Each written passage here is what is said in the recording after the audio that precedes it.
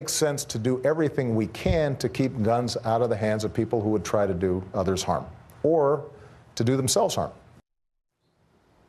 Earlier in the day, House Speaker Paul Ryan wrote off the president as someone who put too much emphasis on limiting access to guns at the expense of Second Amendment rights.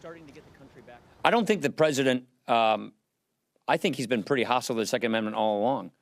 I don't think the president has a lot of respect for the Second Amendment. And guess what is one of the most important things that we can do as citizens collectively to protect ourselves from some possible terrorist attack? Exercising our Second Amendment rights. And that brings us to the analysis of Brooks and Korn. That's New York Times columnist David Brooks and David Korn, Washington bureau chief for Mother Jones and an analyst for MSNBC. Mark Shields is away this week. We welcome you both. Thank you. Gentlemen, so David Brooks, who is right? Does the president respect the Second Amendment, or doesn't he? I got to side with Obama on this one. The Second Amendment guarantees guns, some possession. It does not guarantee all guns. It does not guarantee freedom from background checks. It doesn't mean you can't regulate them in some way. And so I think he's been reasonably respectful toward the Second Amendment. I personally support most of what he proposed. Do I think it'll do a lot of good? Probably not. The history of gun control legislation from the Brady Bill backwards and forwards has been that it can reduce suicides, but it doesn't seem to have a huge effect on homicide rates. So the effect of what the president proposes is, I think, minimal, but probably a positive small step in the right direction. And it boggles the mind to think it would be in violation of the Constitution. David Korn, what about this? Is Ryan right, or is the president? Paul Ryan was doing sort of a mild version of what the Republican conservative line has been, which is really to be sort of, I think, demagogic when talking about President Obama, that he wants to take guns away. Just earlier in the week, Marco Rubio put out a campaign ad saying that the president wants to take your guns, and that's been the line from the NRA over and over again.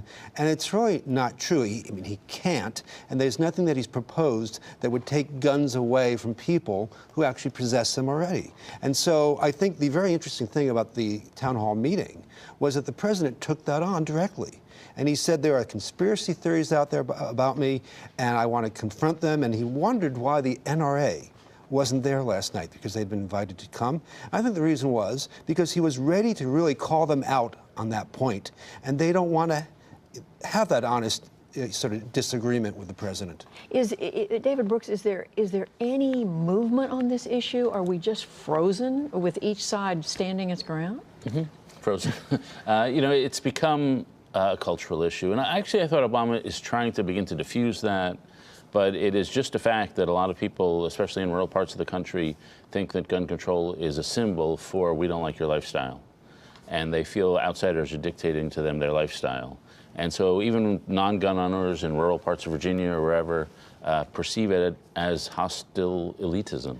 And I think that's how it's frozen. That's why it's frozen. It's interesting because that wasn't always the case. Back in 1994, Reagan urged banning the making of AK-47s and assault weapons. Chris Christie says that he got into politics in the early 90s because he wanted to do something about guns. Even Marco Rubio, when he ran in 2000, said he was for reasonable restrictions. So there used to be this ability for Democrats and some Republicans to talk about this stuff. But the Republican Party has just moved so far to the right, I think goaded by the NRA, that there really is no room to talk about this without it becoming sort of caricatures. And there's also conversation in the Democratic Party. The president also, David Brooks, wrote an op-ed piece for in your newspaper today, in which, among other things, he made some of the same arguments that he did last night in that town hall.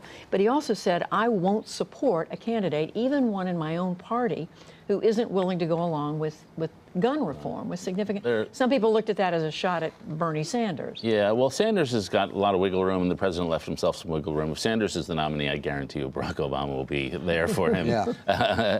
And then if there are any other Democrats, they probably come from red states, and they wouldn't want Barack Obama campaigning for them anyway.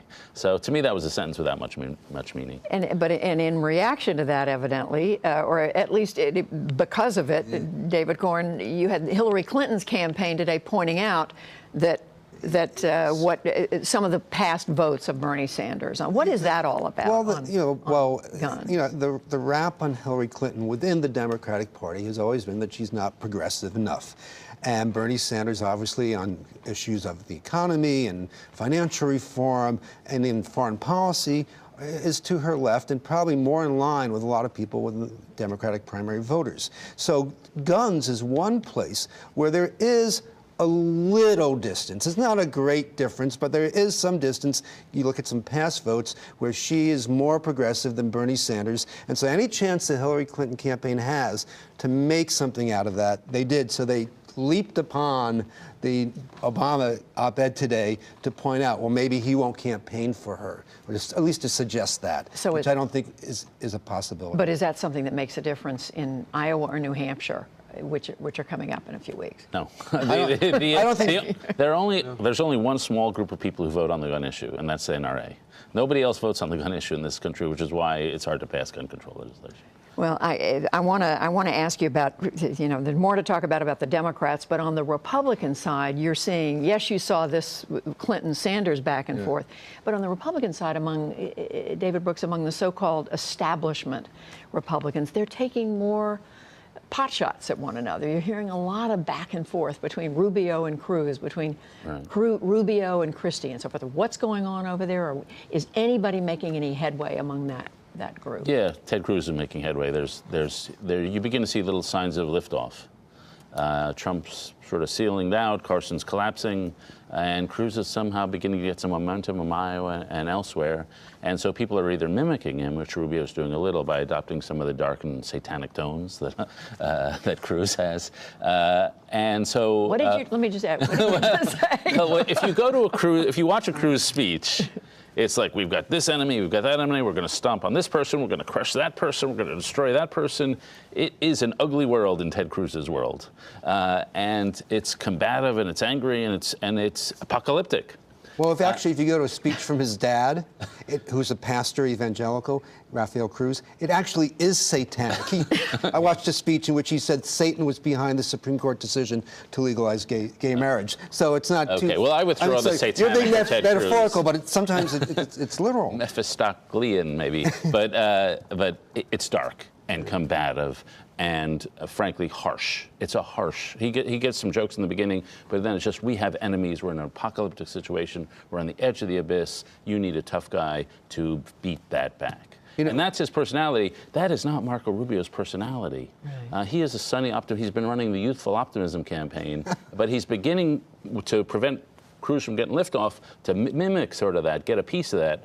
I personally think it's a mistake because inauthenticity almost never works. And so if Cruz starts to go like, if Rubio starts to go like Cruz, he just doesn't look like himself, and that bothers people. I think the interesting dynamic is a few months ago, the conventional wisdom, which has been wrong at every turn of this campaign, was that Trump would kind of fade by the beginning of the voting, and there'd be a couple of different spots for people to land in. And right now, Trump hasn't faded. Cruz has sort of moved up, but he's not an establishment candidate. So that's left the so-called establishment candidates, whether it's Rubio, Kasich, Christie, whoever you put in that group, fighting for third place. And I think the desperation level has just really amped up. And I see them all as like guys in a pool treading water and trying to splash water in the face of the others because they're so desperate not to be cut out, because Cruz and Trump seem to have a lock, at least in Iowa, on the first two positions. But in New Hampshire, there seems to be there's more room to play.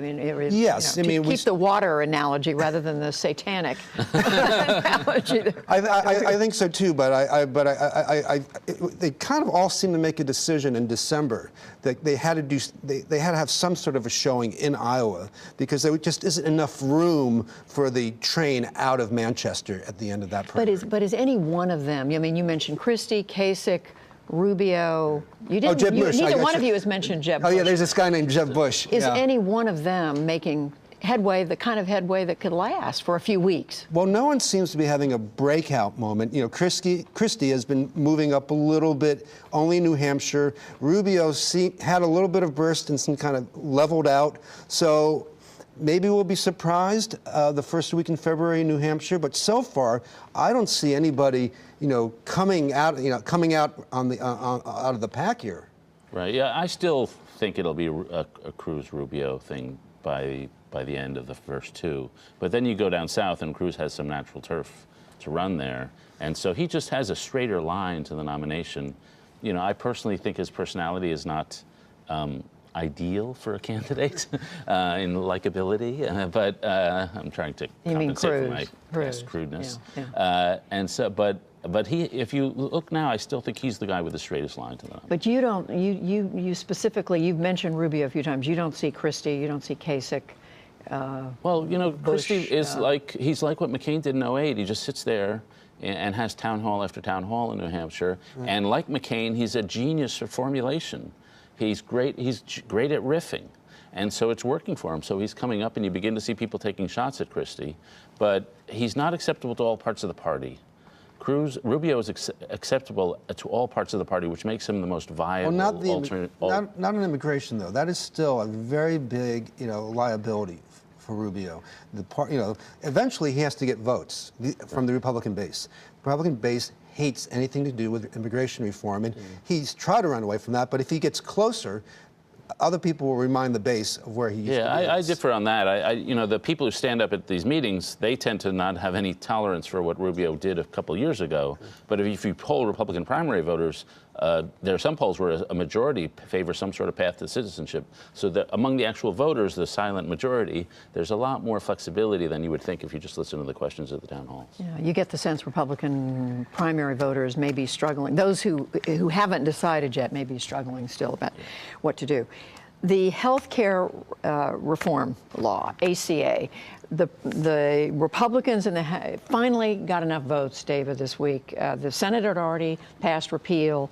Now the House has. They got it to the president's desk. Now he's vetoed it. But Paul Ryan, we hear him saying today, this isn't the last you've heard about this. I mean, is the ACA in real jeopardy here? No. Even if a Republican wins, it's entrenched. I mean, the systemic disruption that would be caused by simply getting rid of it would be catastrophic for a lot of companies and a lot of actual people who are actually doing stuff on the ground. If a Republican got in, it would change a lot. But frankly, if a Democrat gets in, it's going to change a lot. Some of the really startling premium hikes that we're seeing from some of the insurance companies are going to cause huge problems down the road. So even if a Democrat gets in, there's going to have to be some changes. But it's very hard to see you just uprooting it. It's too deeply entrenched. What do you see? It wasn't even repeal. They repealed the part of the law that requires people to have insurance. But they kept in the stuff that's popular, which is if you have pre-existing conditions, you can get coverage, and anyone can get coverage. But the problem is if you take away the requirement and you just leave the ability of people with pre-existing conditions to get coverage, then premiums truly skyrocket. So what they were doing, they were voting for a way to create a death spiral without replacing it with anything. So they don't want this bill to pass. And if you look at in Kentucky, a good case study, where a Tea Party candidate won saying he would repeal Obamacare, Bevins, he became governor, and in between New Year's Day and Christmas, he very quietly said he wasn't going to get rid of the Medicaid expansion that he promised to because it's working in Kentucky. But you're saying that's a model for what's a forerunner of what? Yeah, I don't. Washington. Listen, they can't get rid of it without tremendous dislocation to real people. They'll pay a real political cost, and they haven't suggested an alternative. So I think it was just all showmanship, and it was kind of funny that Paul Ryan was saying, "Look what we've accomplished today." Well. We will leave it there with what we accomplished here. David Corn, David Brooks, we thank you both. Thank you. Thanks. As always, you can watch our full conversations at pbs.org/newshour. And did you know you can also get Mark Shields and David Brooks delivered to your inbox? Head to our homepage and find the subscribe button. Next up, a story we brought you in October. NewsHour was granted rare access to a maximum security prison in Maryland, where a unique pilot program is trying to stop the revolving door from spinning. William Brangham has this two-part series. Mostly I'm a thief. I'm a car thief. I mean, not 100% proud, but at the same time I had a good run and it was pretty decent. I was arrested for prostitution, possession of paraphernalia, possession of heroin, possession of marijuana, issuing false documents, felony theft, misdemeanor theft, and forgery. Conspiracy to commit robbery. Wrong place, wrong time, so I got conspiracy for it. These 3 prisoners are among the more than 2.2 million people behind bars in the U.S. That's more people locked up than in any other country. And like most prisoners, they will be released back into society. So making sure they're ready and that they won't commit more crimes has become a hugely important public policy issue. Over the last few months, we followed these 3 prisoners, Jordan Taylor, Carlos Colon, and Ashley Wilson, to see whether one pilot program can defy the odds and stop them from ending up right back in jail. In this facility today, we have 500 or so individuals. Could be a lower level misdemeanor crime, driving while intoxicated, something of that level, to individuals that have killed multiple or allegedly killed multiple people. Robert Green is the director of the Montgomery County Maximum Security Facility in rural Maryland. He's been in corrections over half his life, and he's the driving force behind the program to try and stop prisoners from going right back to a life of crime. And this idea that solely taking someone's freedom away changes behavior, in many cases it changes it for the worse. And that's not what America's correctional facilities were founded on. Why would you not want to put people back on the streets of your community better than when they came in the door? He oversees a program in the jail called the American Job Center. It's received some pilot federal funding. It's based on research that shows that one of the best ways to reduce recidivism is to help prisoners find legitimate work immediately upon their release. So they're taught how to write an effective resume. Yeah, every detail helps us put that on here. And how to handle a job interview.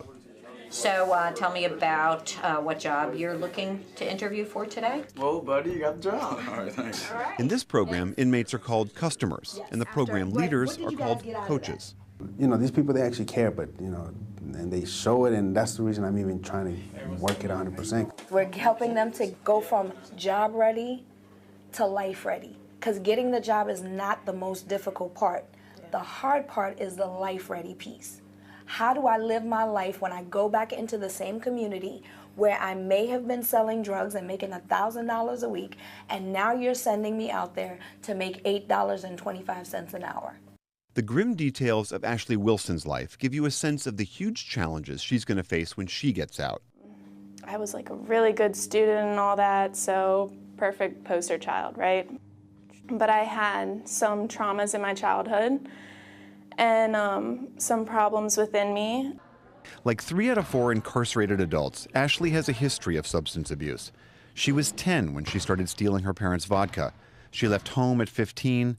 A year later, she was shooting heroin. First time I had someone injected into me, and from there it was just off to the races. She began having sex for money to pay for her habit, and then she overdosed twice in between stints in rehab. Pregnant at 18, she tried to stay clean for the baby, but she relapsed again. I had a young infant, no job, behind on rent, very little support. Police caught her in a sting at 19, and a judge sentenced her to 18 months in jail.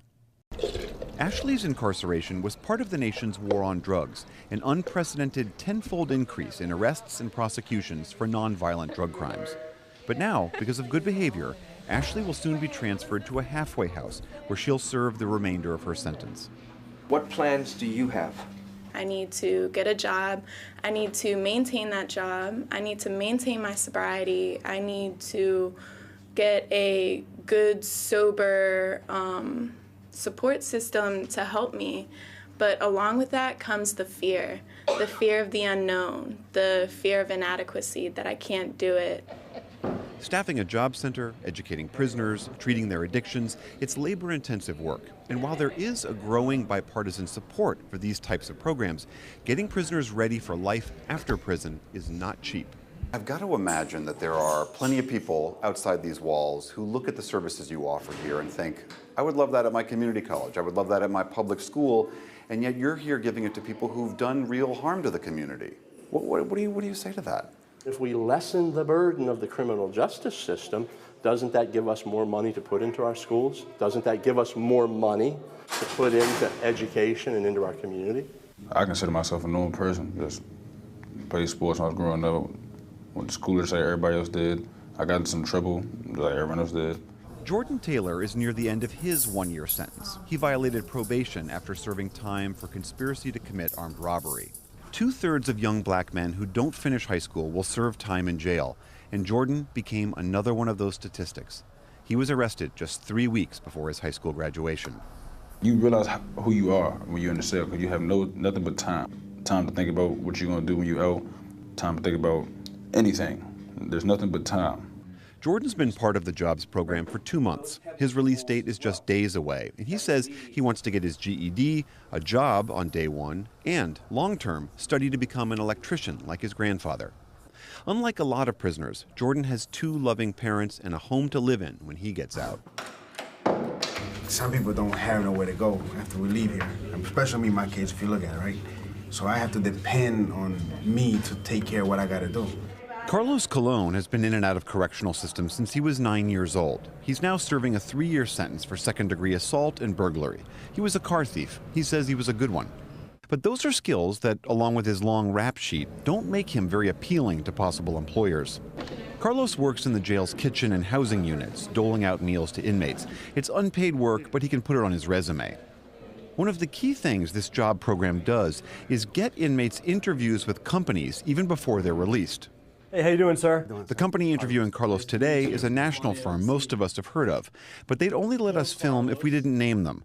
They don't want their brand publicly associated with convicts. Do you want to do it? I definitely want to do it. I would love to do it. Like, I do need it.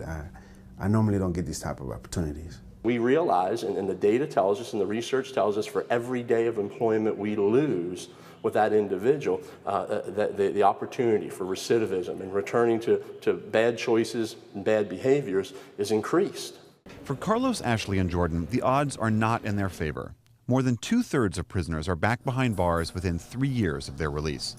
Carlos isn't sure where he'll go when he gets out. Several halfway houses rejected him because of a prior prison escape. Plus, he's also broke. Do you worry that if you get out and you can't find a job, you know you have these criminal skills, you're a good car thief? Yeah, I already thought about that. Yeah, I already thought about that. How are you going to resist that? I'm going to resist it for as long as I can, but it's not guaranteed, you know, because if the timing comes and I'm struggling, I'm not going to be like, you know, I'm not going to be struggling for long. So if I have to steal a car, then that's what's going to have to be. Tomorrow, we'll show you what happened to these prisoners when they got out. For the PBS NewsHour, I'm William Brangham in Montgomery County, Maryland. You all right, Mom? You know what's coming home, Mom. 20-year-old Jordan Taylor is about to be a free man. All right, so closing the back, close the door. He changes out of his county-issued jumpsuit and back into the clothes he was wearing the day he got locked up over a year ago for violating probation on an armed robbery charge. What's your name, sir? Jordan Taylor. Good luck to you. And with that, he's done. And he heads out to the open arms of his parents and older brother. You all right, Mom? You know what's coming home, Mom. For the past several months, we've been following Jordan and 2 other prisoners, Carlos Colon and Ashley Wilson, as they transition from a life behind bars to a life outside them.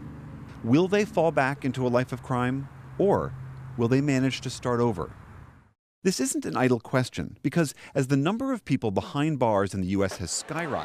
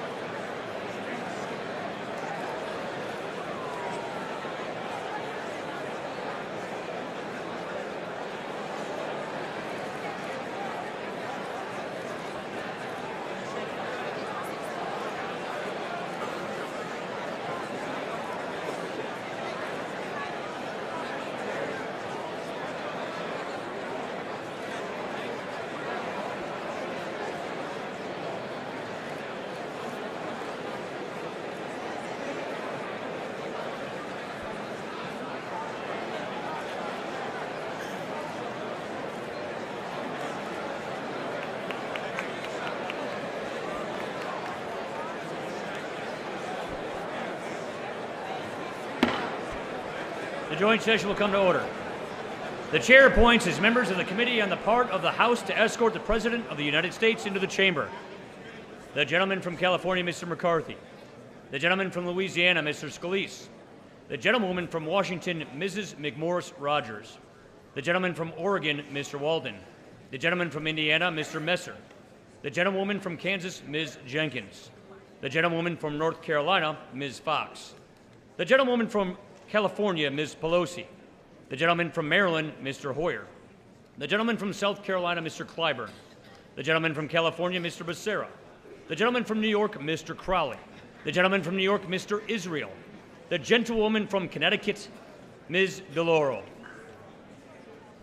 The President of the Senate, at the direction of that body, appoints the following senators as members of the Committee on the Part of the Senate to escort the President of the United States into the House chamber. The Senator from Kentucky, Mr. McConnell. The Senator from Texas, Mr. Cornyn. The Senator from South Dakota, Mr. Thune. The Senator from Wyoming, Mr. Barrasso. The Senator from Missouri, Mr. Blunt. The Senator from Mississippi, Mr. Wicker. The Senator from Nevada, Mr. Reed. The Senator from Illinois, Mr. Durbin. The Senator from New York, Mr. Schumer. The Senator from Washington, Mrs. Murray. The Senator from Vermont, Mr. Leahy. The Senator from Montana, Mr. Tester. The Senator from Michigan, Ms. Stabenow. And the Senator from Minnesota, Mr. Klobuchar. The members of the escort committee will exit the chamber through the lobby doors.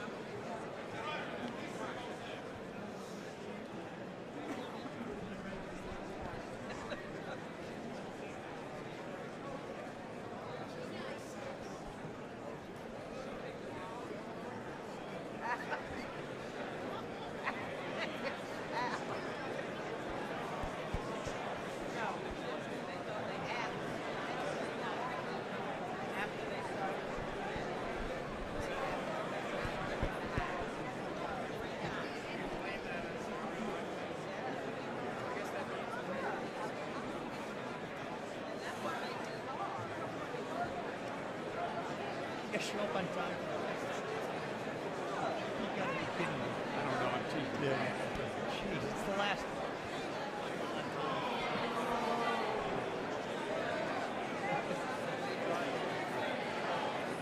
Yeah, right.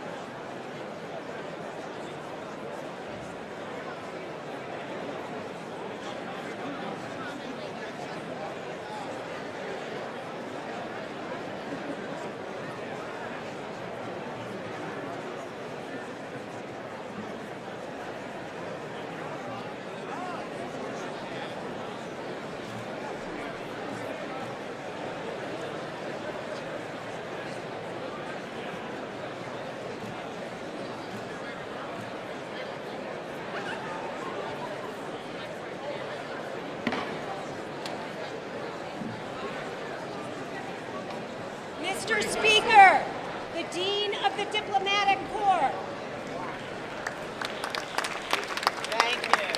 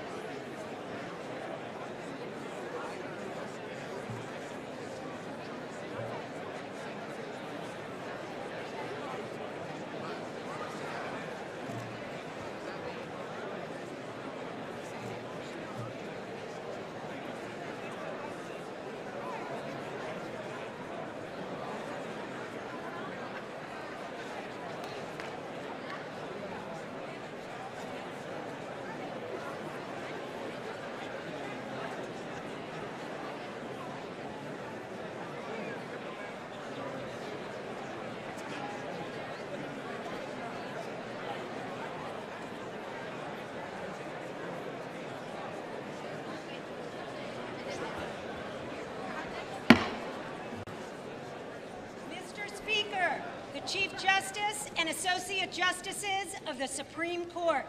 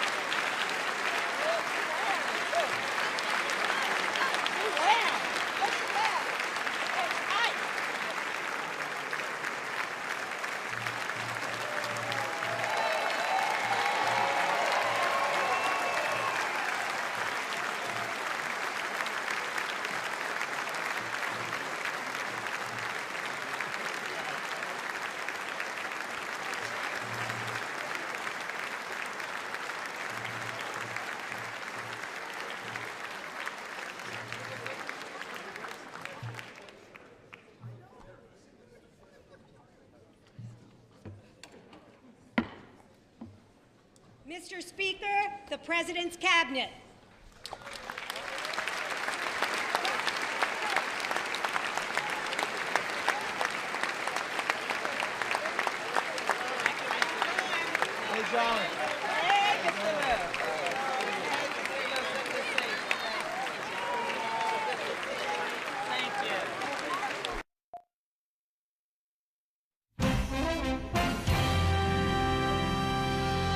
Welcome to this PBS special coverage of the President's annual State of the Union address. Good evening, I'm Judy Woodruff. This will be President Obama's final State of the Union. South Carolina Governor Nikki Haley will deliver the Republican response to the president. We'll carry both speeches live in their entirety. Well, here with me now in the studio in Washington, as they will be all evening, is our own analysis team of Shields and Brooks. That's syndicated columnist Mark Shields and New York Times columnist David Brooks. And for a longer view, we're also joined by Laura Brown. She's a political science professor at George Washington University. Welcome to all of you. And running a few minutes late is Michael Beschloss, the presidential historian. He'll be here for most of the evening. But as we go right back to the Capitol, Mark and David, and look at the crowd gathering, waiting for the president. David, what do you expect to hear from the president tonight? A little upbeatness. The country's in a sour mood, and the president thinks they're wrong. And with some justice, the U.S. economy is just about the best in the world, and people that don't recognize that fact. 14 million new jobs created in 5 years, and so I assume he'll brag a little about that. The other interesting thing is the Middle East, how he's going to talk about that. That's a region patently in decline or in chaos. How he handles that situation. Those are the two big positives and negatives I'm looking for. And in fact, today there was an incident in the waters near Iran. 10 U.S. sailors are right now in custody, have been held, taken into detention by the Iranian Navy. But Mark, tonight, as the president speaks to the nation, he says for the 8th time, do we hear something different from him? Well, obviously different from what we've heard in the past because so much has changed. I think David is right. Whatever one thinks about Barack Obama, the American people have been pretty consistently given him a job approval somewhere about in the 40s. And for 27 consecutive Wall Street Journal NBC polls, it's been under 50%, but above 40%. So he's never had the high of George H.W. Bush after the first Persian Gulf War, the low of a George W. Bush on the way out. But he has been a consequential president. I mean, there are major changes in this country because of Barack Obama. There are 17.4 million people who have health care who didn't have health care.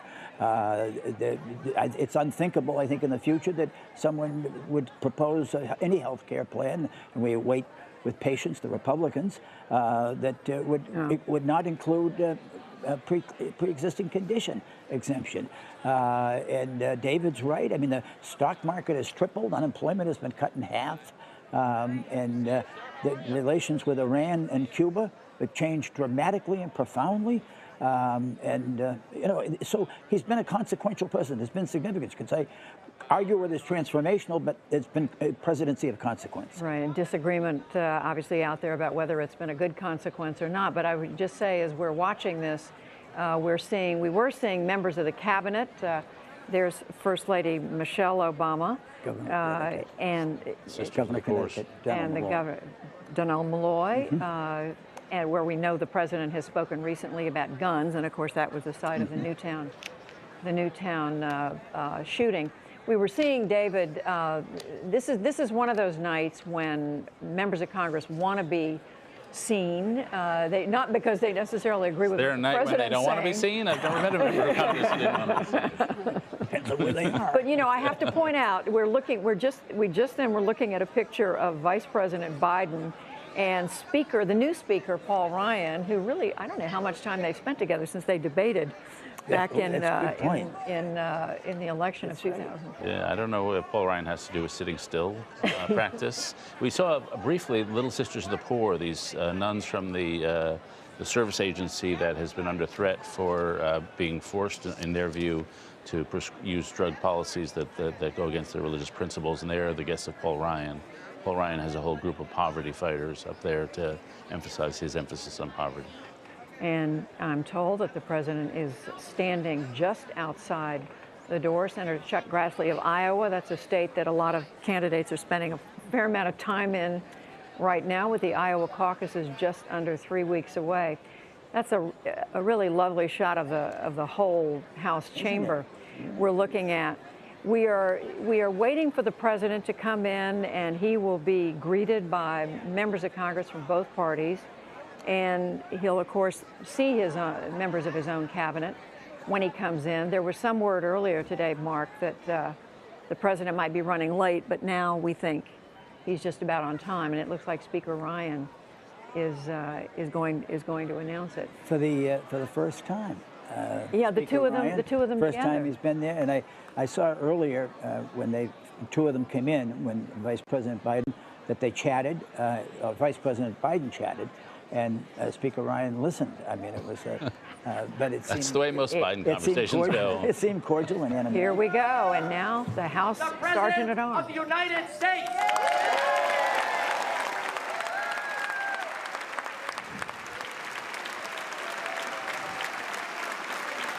So that was Paul Irving. He has the enviable job of announcing that the president is entering the chamber. This is one of those moments, one of those few moments when Republicans are happy to be seen with the president, even if, David, they're just a few steps away. We see, I see Mitch McConnell, who's the Senate Majority Leader.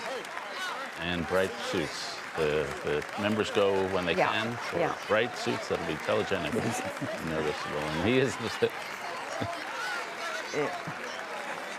Yeah, these are great scenes, and this is the last time the president, Laura Brown, you as somebody who has watched American politics, this is one of those great rituals of American political life.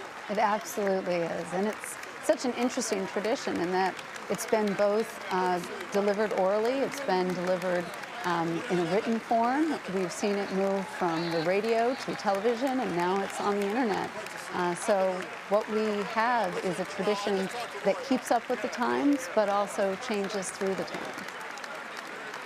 President's giving a quick kiss to some members of Congress as he works his way up the aisle. David, what you said a minute ago is right. This is a time when members do want to be seen, and you see red and pink and bright blue, particularly among the women. But the men are wearing bright ties, Mark. Yes, we all met on that. And, Leader McConnell decided to go with the stripes conventionally, and the president also has stripes, so nice to know that there's certain traditions. This is not a sartorially experimental town, but this is our one burst of color in the year. You'll see the president now working his way through the cabinet. Some members of the Supreme Court. We just saw Chief Justice John Roberts. This is a court that has not always been friendly to the president's policies, but they have been when it comes to health care. He just got a hug from Ruth Ginsburg. Who is awake. Remember, she admitted that she fell full asleep at one of them. She did. She did, after having a couple of glasses of wine at a Library of Congress reception. Justice Sotomayor. I'd have life tenure to admit that in public. Yeah, that's right, exactly. The tradition is to, I guess it's more than tradition, there's a reason for this. One member of the cabinet always stays away in the event of some terrible catastrophe, and in this case it's the Secretary of Homeland Security, Jay Johnson, who is not there tonight. I'm hearing from our producer, that was Gabby Giffords, the former congresswoman from Arizona who was shot and has become she and her husband Mark Kelly have become huge advocates for gun control. And just endorsed Hillary Clinton. And just endorsed Hillary Clinton. Timing is everything. Who was also endorsed today by the Brady campaign. The president made a big speech last week on guns, and tonight I guess we expect to hear a little less. The president just shook hands on the way in with Joe Dunford, the Marine General, Chairman of the Joint Chiefs of Staff, in the front row, first time.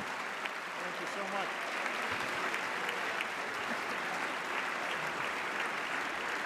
They're giving him a pretty friendly reception. David, this is, but that may not be the case when he speaks. The room is smaller than it looks on TV. You're really packed in there, and they're excited to be in each other's company. And it's always a friendly atmosphere.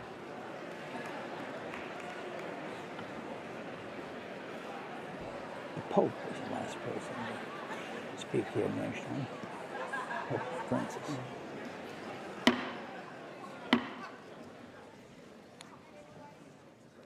Members of Congress, I have the high privilege and the distinct honor of presenting to you the President of the United States.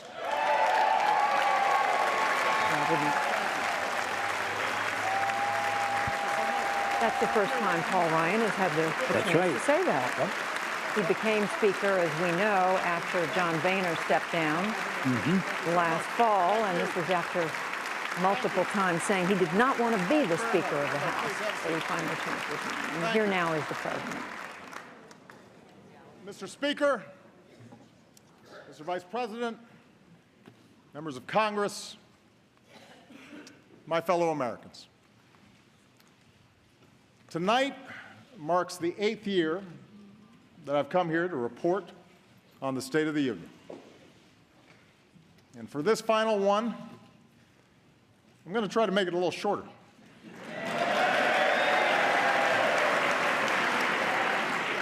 I know some of you are antsy to get back to Iowa.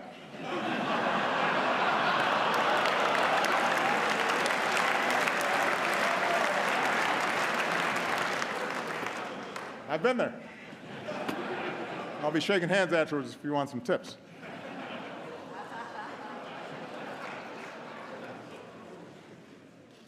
Now, I understand that because it's an election season, expectations for what we will achieve this year are low. But, Mr. Speaker, I appreciate the constructive approach that you and other leaders took at the end of last year to pass a budget and make tax cuts permanent for working families. So I hope we can work together this year on some bipartisan priorities like criminal justice reform and helping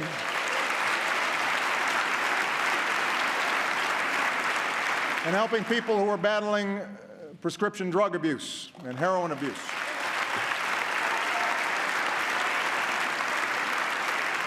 So who knows, we might surprise the cynics again. But tonight, I want to go easy on the traditional list of proposals for the year ahead. Don't worry, I've got plenty. From helping students learn to write computer code to personalizing medical treatments for patients, and I will keep pushing for progress on the work that I believe still needs to be done. Fixing a broken immigration system. Protecting our kids from gun violence. Equal pay for equal work. Paid leave. Raising the minimum wage. All these things still matter to hardworking families. They're still the right thing to do. And I won't let up until they get done. But for my final address to this chamber, I don't want to just talk about next year. I want to focus on the next 5 years, the next 10 years, and beyond. I want to focus on our future. We live in a time of extraordinary change. Change that's reshaping the way we live, the way we work, our planet, our place in the world. It's change that promises amazing medical breakthroughs, but also economic disruptions that strain working families. It promises education for girls in the most remote villages, but also connects terrorists plotting an ocean away. It's change that can broaden opportunity or widen inequality. And whether we like it or not, the pace of this change will only accelerate.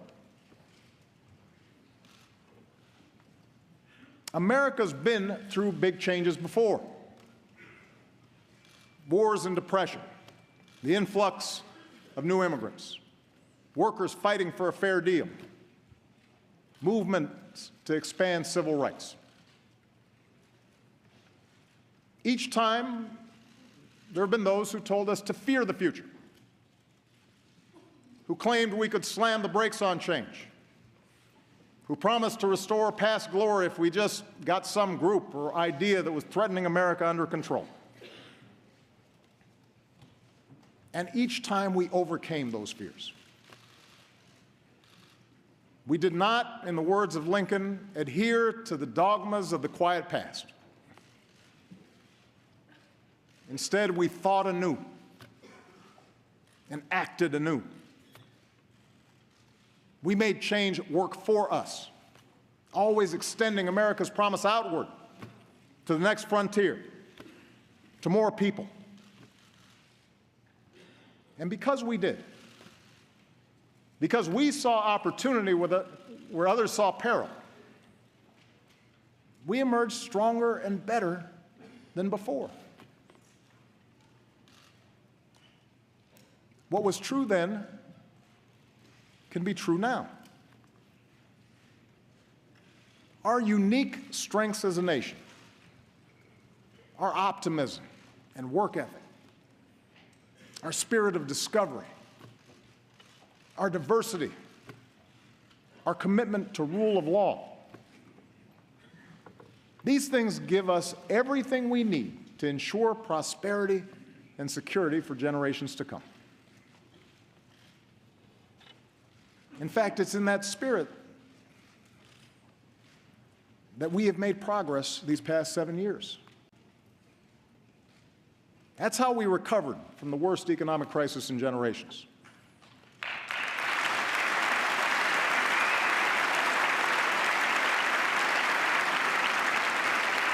That's how we reformed our healthcare system and reinvented our energy sector.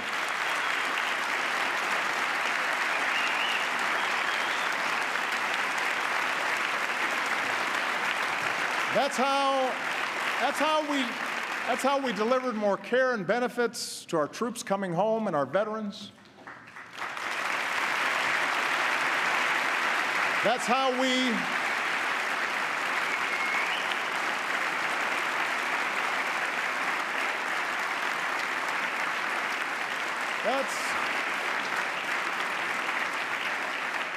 That's how we secured the freedom in every state to marry the person we love.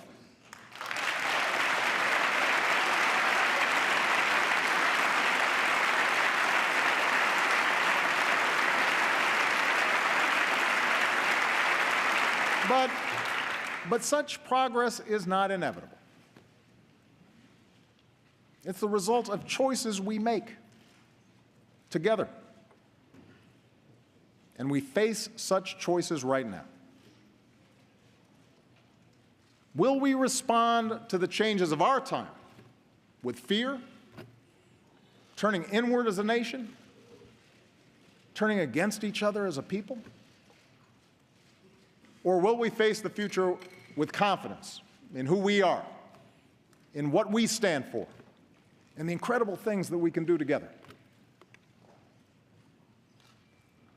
So let's talk about the future. And 4 big questions that I believe we as a country have to answer, regardless of who the next president is or who controls the next Congress. First, how do we give everyone a fair shot at opportunity and security in this new economy?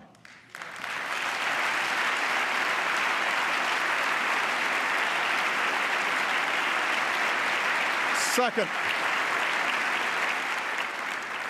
how do we make technology work for us and not against us, especially when it comes to solving urgent challenges like climate change?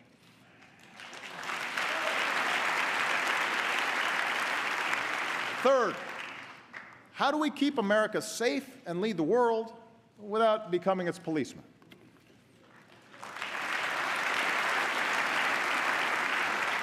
And finally, how can we make our politics reflect what's best in us and not what's worse?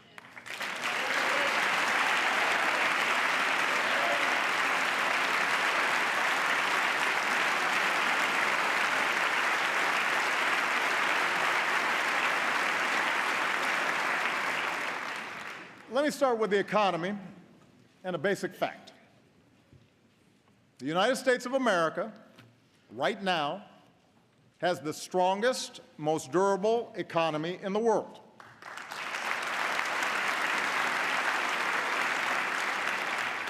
We're in the middle of the longest streak of private sector job creation in history.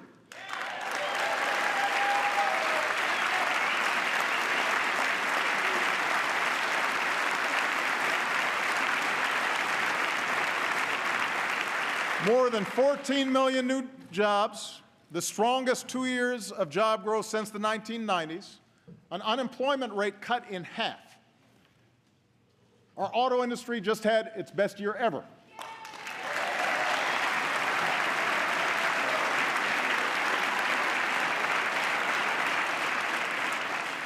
That's just part of a manufacturing surge that's created nearly 900,000 new jobs in the past 6 years. And we've done all this while cutting our deficits by almost 3/4.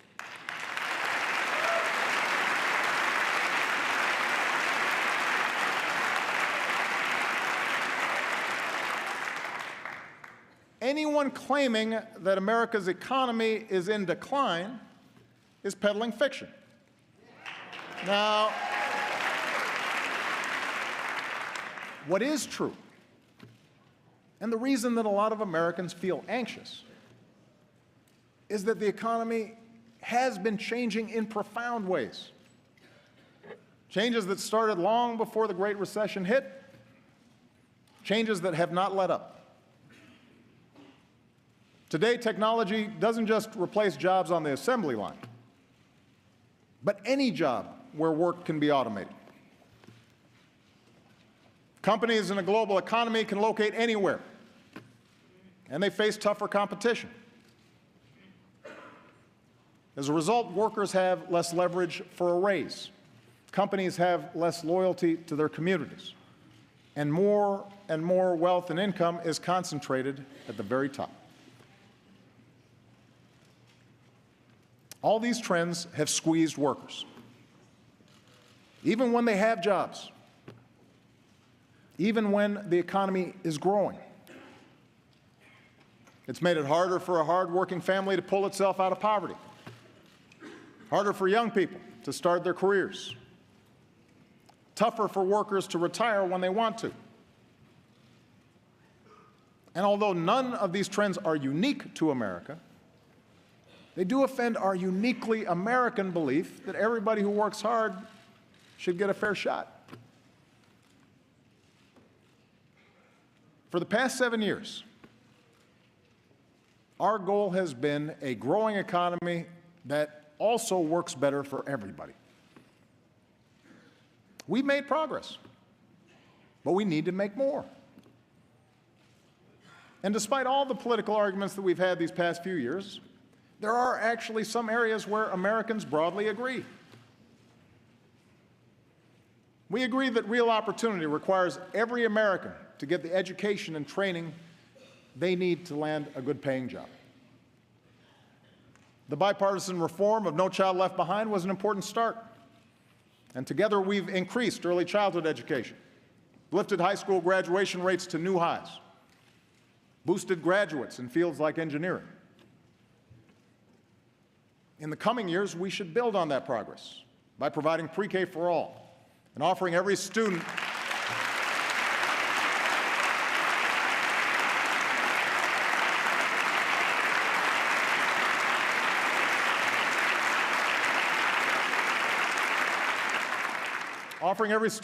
the hands-on computer science and math classes that make them job ready on day one. We should recruit and support more great teachers for our kids.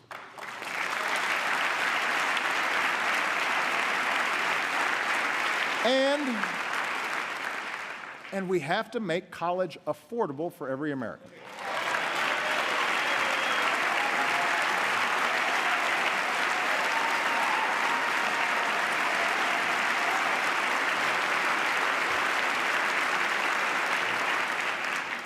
No hardworking student should be stuck in the red.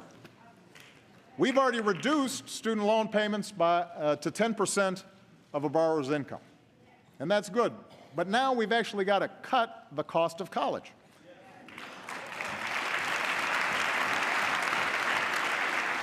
Providing 2 years of community college at no cost for every responsible student is one of the best ways to do that. And I'm going to keep fighting to get that started this year. It's the right thing to do.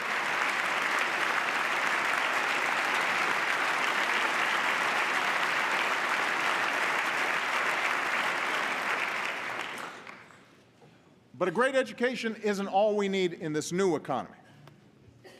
We also need benefits and protections that provide a basic measure of security.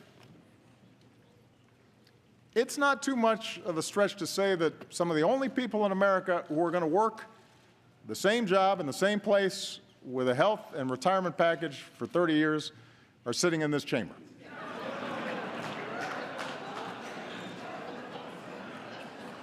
For everyone else, especially folks in their 40s and 50s, saving for retirement or bouncing back from job loss has gotten a lot tougher.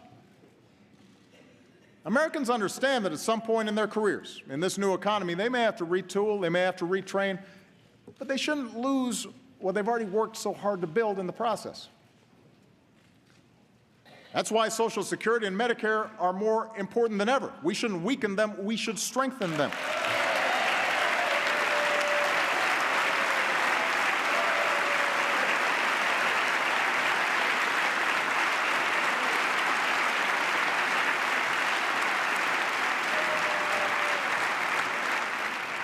And for Americans short of retirement,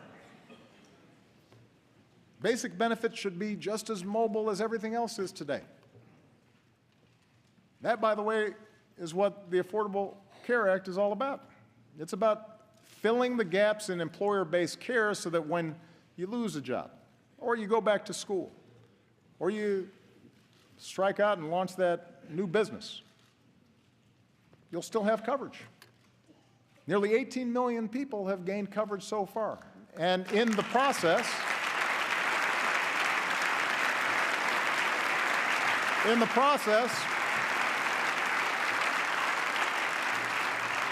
healthcare inflation has slowed, and our businesses have created jobs every single month since it became law. Now, I'm guessing we won't agree on healthcare anytime soon. But, oh, applause back there. Just a guess. But there should be other ways parties can work together to improve economic security. Say a hardworking American loses his job. We shouldn't just make sure that he can get unemployment insurance. We should make sure that program encourages him to retrain for a business that's ready to hire him. If that new job doesn't pay as much, there should be a system of wage insurance in place so that he can still pay his bills. And even if he's going from job to job, he should still be able to save for retirement and take his savings with him.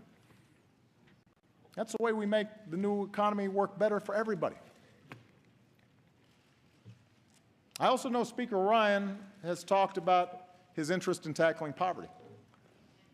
America is about giving everybody willing to work a chance, a hand up. And I'd welcome a serious discussion about strategies we can all support, like expanding tax cuts for low-income workers who don't have children.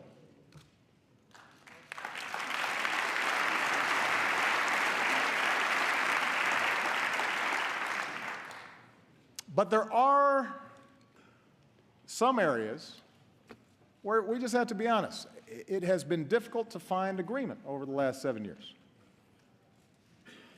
And a lot of them fall under the category of what role the government should play in making sure the system's not rigged in favor of the wealthiest and biggest corporations.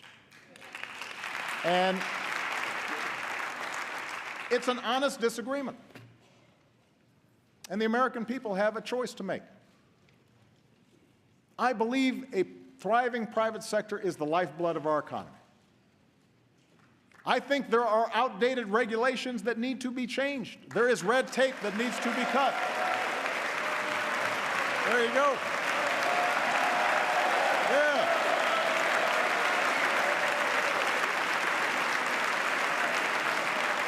See?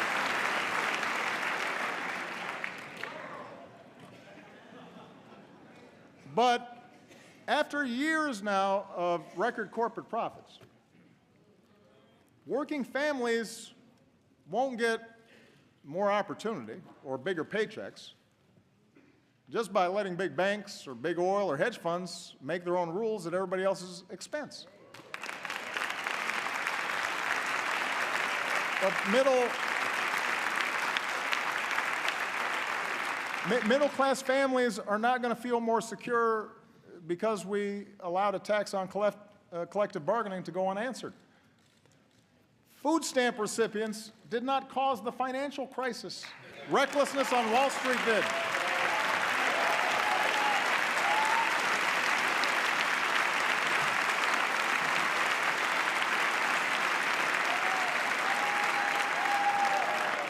Immigrants aren't the principal reason wages haven't gone up. Those decisions are made in the boardrooms that all too often put quarterly earnings over long-term returns. It's sure not the average family watching tonight that avoids paying taxes through offshore accounts. The point is, I believe that in this new economy, workers and startups and small businesses need more of a voice, not less. The rules should work for them. And I'm not alone in this. This year I plan to lift up the many businesses who figured out that doing right by their workers or their customers or their communities ends up being good for their shareholders. And I want to spread those best practices across America. That's part of a brighter future.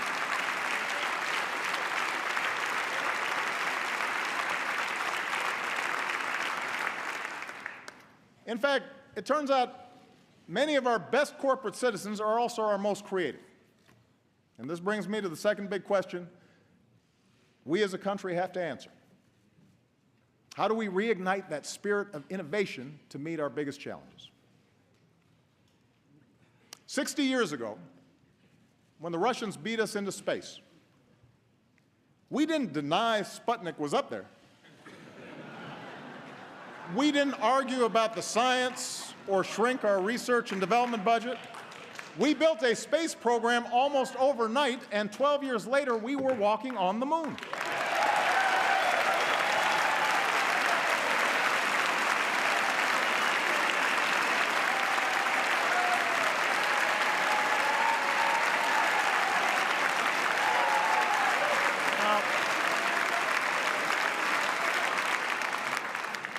That spirit of discovery is in our DNA. America is Thomas Edison and the Wright brothers and George Washington Carver. America is Grace Hopper and Katherine Johnson and Sally Ride. America is every immigrant and entrepreneur from Boston to Austin to Silicon Valley racing to shape a better future. That's who we are. And over the past 7 years, we've nurtured that spirit. We've protected an open internet and taken bold new steps to get more students and low-income Americans online. We've launched next-generation manufacturing hubs and online tools that give an entrepreneur everything he or she needs to start a business in a single day. But we can do so much more. You know, last year, Vice President Biden said that with a new moonshot, America can cure cancer. Last month, he worked with this Congress to give scientists at the National Institutes of Health the strongest resources that they've had in over a decade. Well,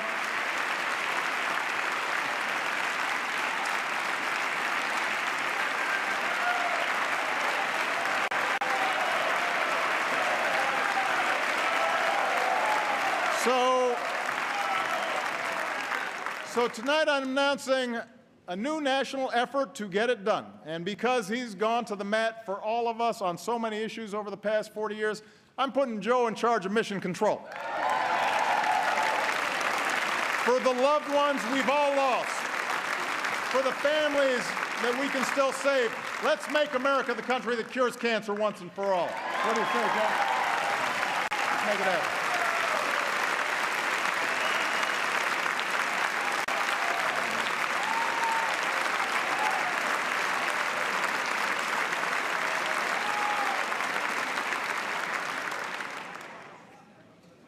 Now, medical research is critical. We need the same level of commitment when it comes to developing clean energy sources.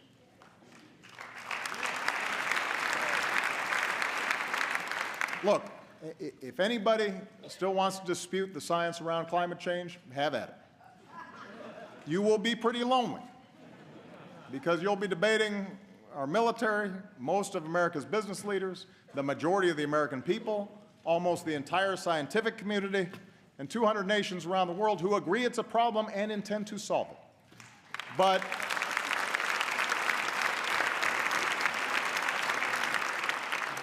even if the planet wasn't at stake, even if 2014 wasn't the warmest year on record, until 2015 turned out to be even hotter,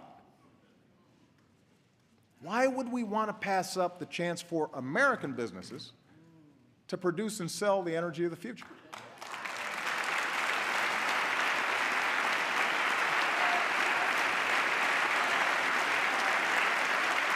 Listen,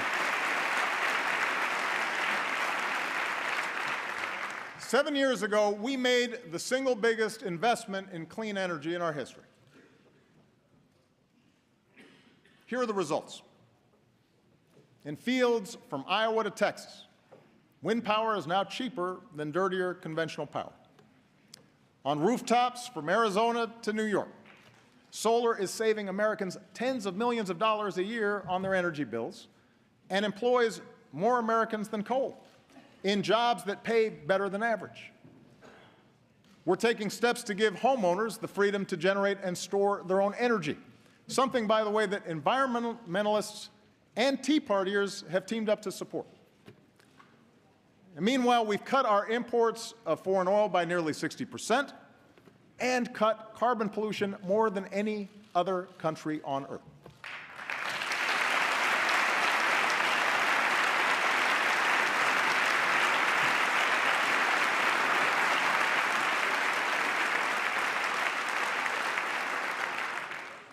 Gas under $2 a gallon ain't bad either.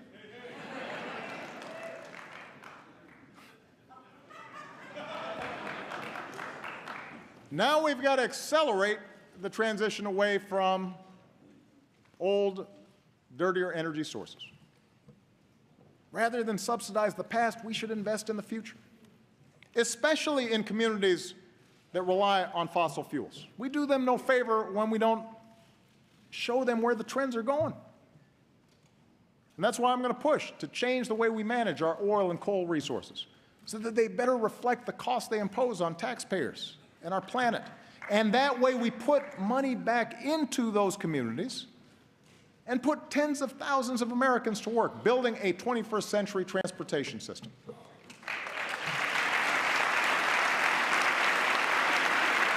Now,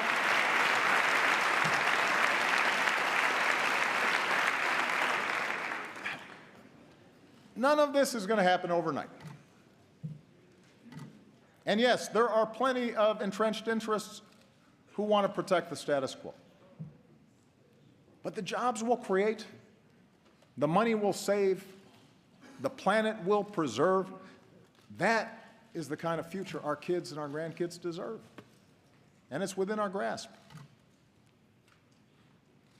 Now, climate change is just one of many issues where our security is linked to the rest of the world. And that's why the third big question that we have to answer together is how to keep America safe and strong without either isolating ourselves or trying to nation build everywhere there's a problem.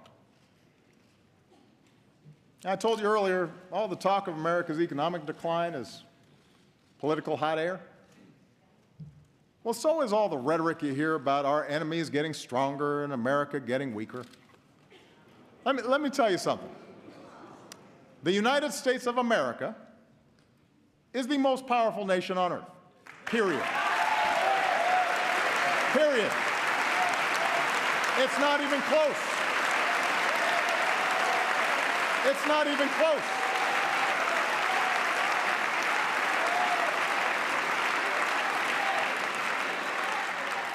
It's not even close.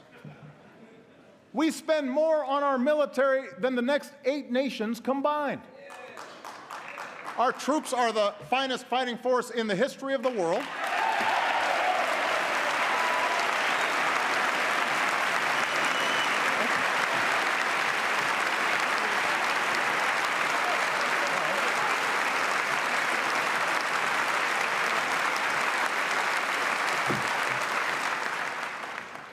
No nation attacks us directly or our allies because they know that's the path to ruin. Surveys show our standing around the world is higher than when I was elected to this office, and when it comes to every important international issue. People of the world do not look to Beijing or Moscow to lead, they call us.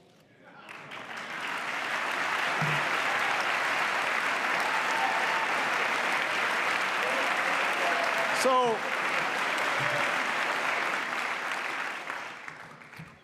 I think it's useful to level set here. Because when we don't make good decisions. Now, as someone who begins every day with an intelligence briefing, I know this is a dangerous time. But that's not primarily because of some looming superpower out there, and it's certainly not because of diminished American strength. In today's world, we're threatened less by evil empires and more by failing states.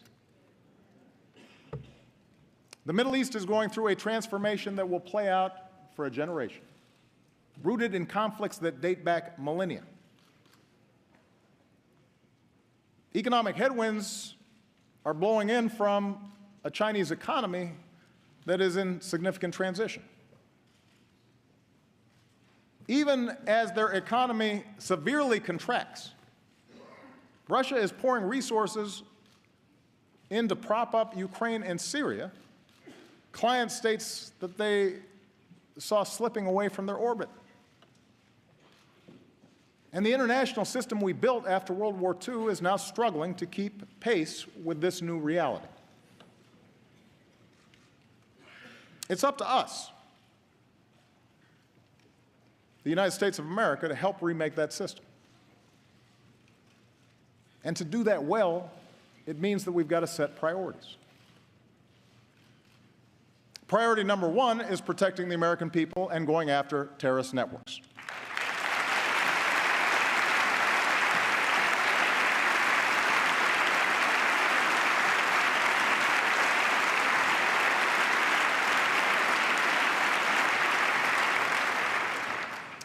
Both al-Qaeda and now ISIL pose a direct threat to our people because in today's world, even a handful of terrorists who place no value on human life, including their own, can do a lot of damage.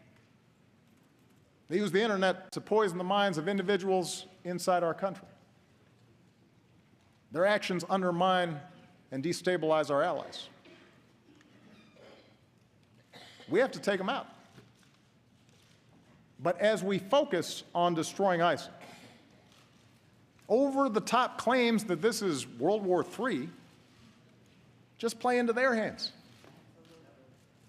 Masses of fighters on the back of pickup trucks, twisted souls plotting in apartments or garages, they pose an enormous danger to civilians. They have to be stopped.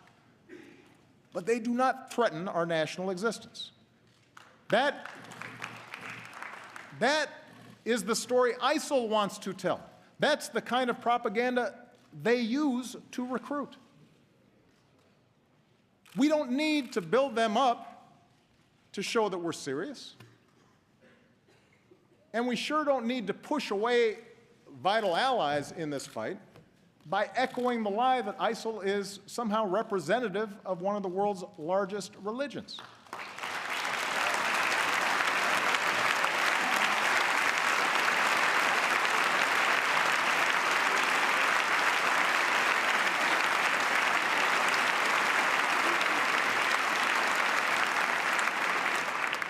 We just need to call them what they are, killers and fanatics who have to be rooted out, hunted down, and destroyed.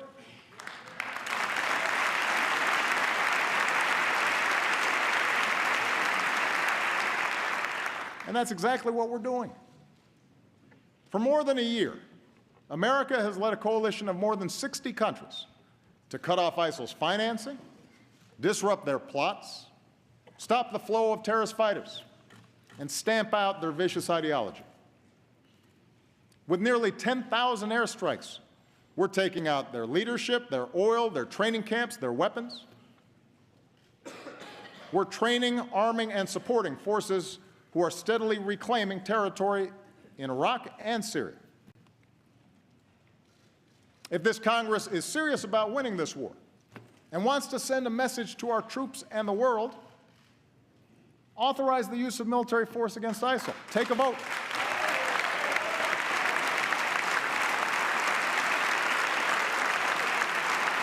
Take a vote.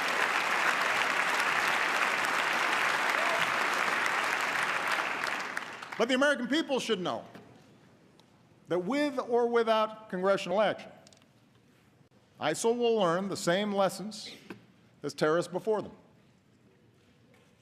If you doubt America's commitment, or mine, to see that justice is done, just ask Osama bin Laden.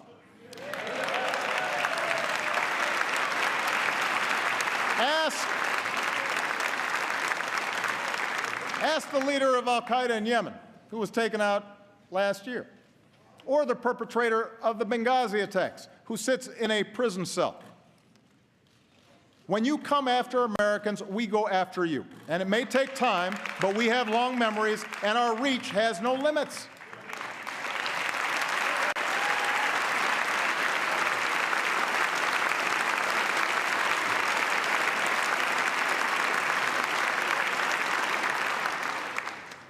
Our foreign policy has to be focused on the threat from ISIL and al-Qaeda.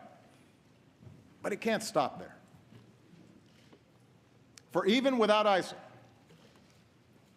even without al-Qaeda, instability will continue for decades in many parts of the world. In the Middle East, in Afghanistan and parts of Pakistan, in parts of Central America and Africa and Asia. Some of these places may become safe havens for new terrorist networks. Others will just fall victim to ethnic conflict or famine, feeding the next wave of refugees. The world will look to us to help solve these problems. And our answer needs to be more than tough talk or calls to carpet bomb civilians. That may work as a TV soundbite, but it doesn't pass muster on the world stage.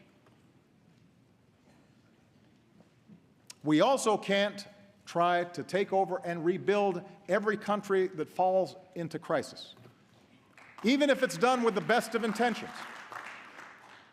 That's not leadership. That's a recipe for quagmire, spilling American blood and treasure that ultimately will weaken us. It's the lesson of Vietnam. It's the lesson of Iraq, and we should have learned it by now.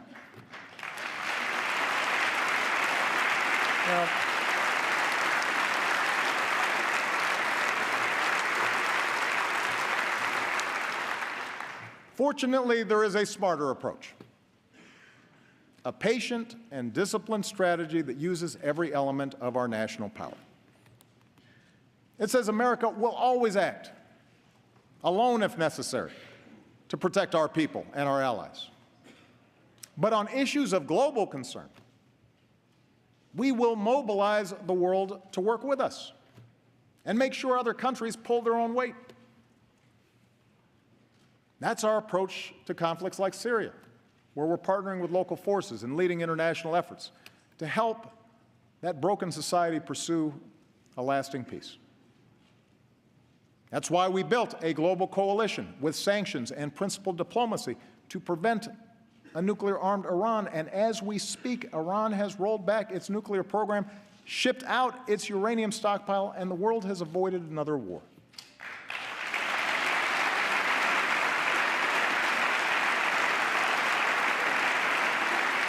That's how we stopped the spread of Ebola in West Africa.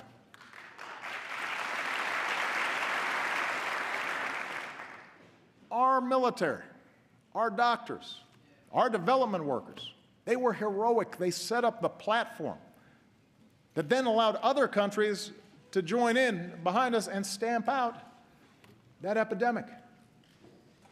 Hundreds of thousands, maybe a couple million lives were saved. That's how we forged a Trans-Pacific Partnership to open markets and protect workers and the environment and advance American leadership in Asia. It cuts 18,000 taxes on products made in America, which will then support more good jobs here in America. With TPP, China does not set the rules in that region, we do. You want to show our strength in this new century? Approve this agreement. Give us the tools to enforce it. It's the right thing to do.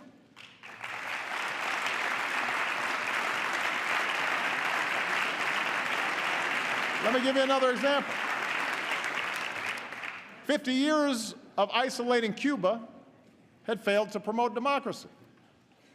It set us back in Latin America. That's why we restored diplomatic relations, opened the door to travel and commerce, positioned ourselves to improve the lives of the Cuban people.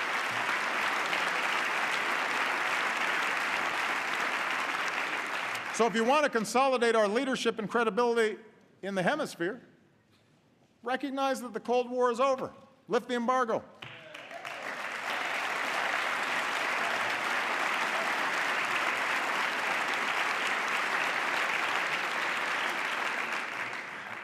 The point is, American leadership in the 21st century is not a choice between ignoring the rest of the world, except when we kill terrorists, or occupying and rebuilding whatever society is unraveling.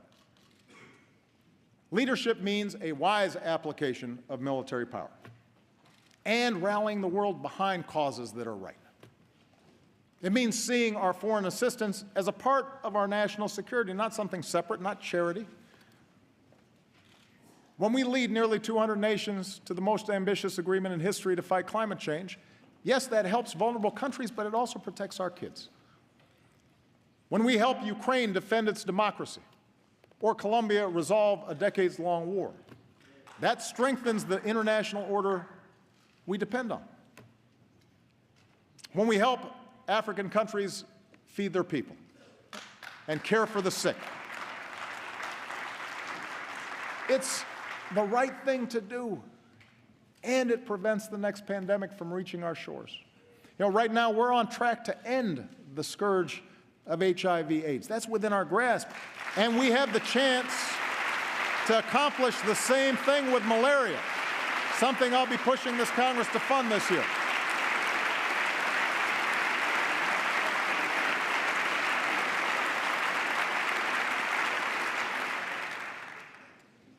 That's American strength. That's American leadership. And that kind of leadership depends on the power of our example.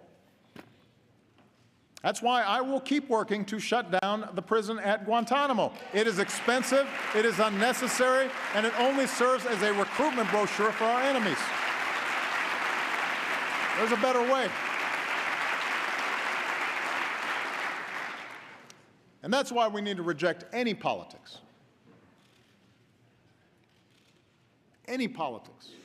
that targets people because of race or religion. Let me just say this.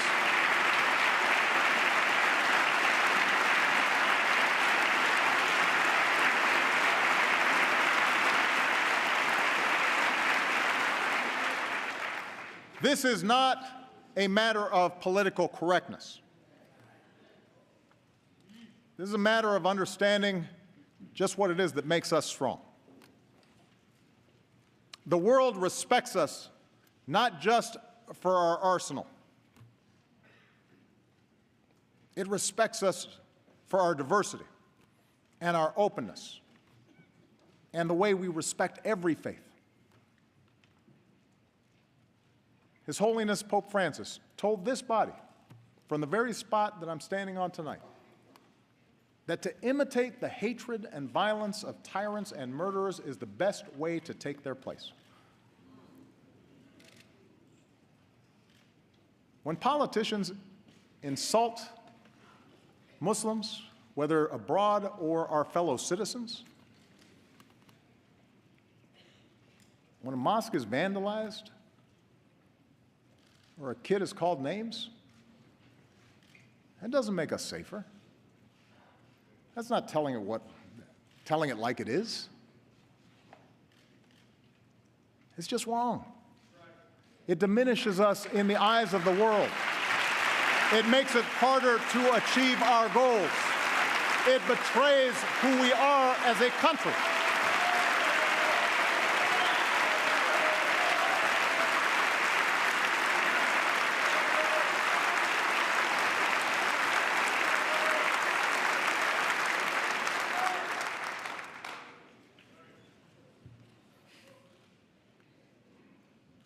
We the people. Our Constitution begins with those three simple words. Words we've come to recognize mean all the people, not just some.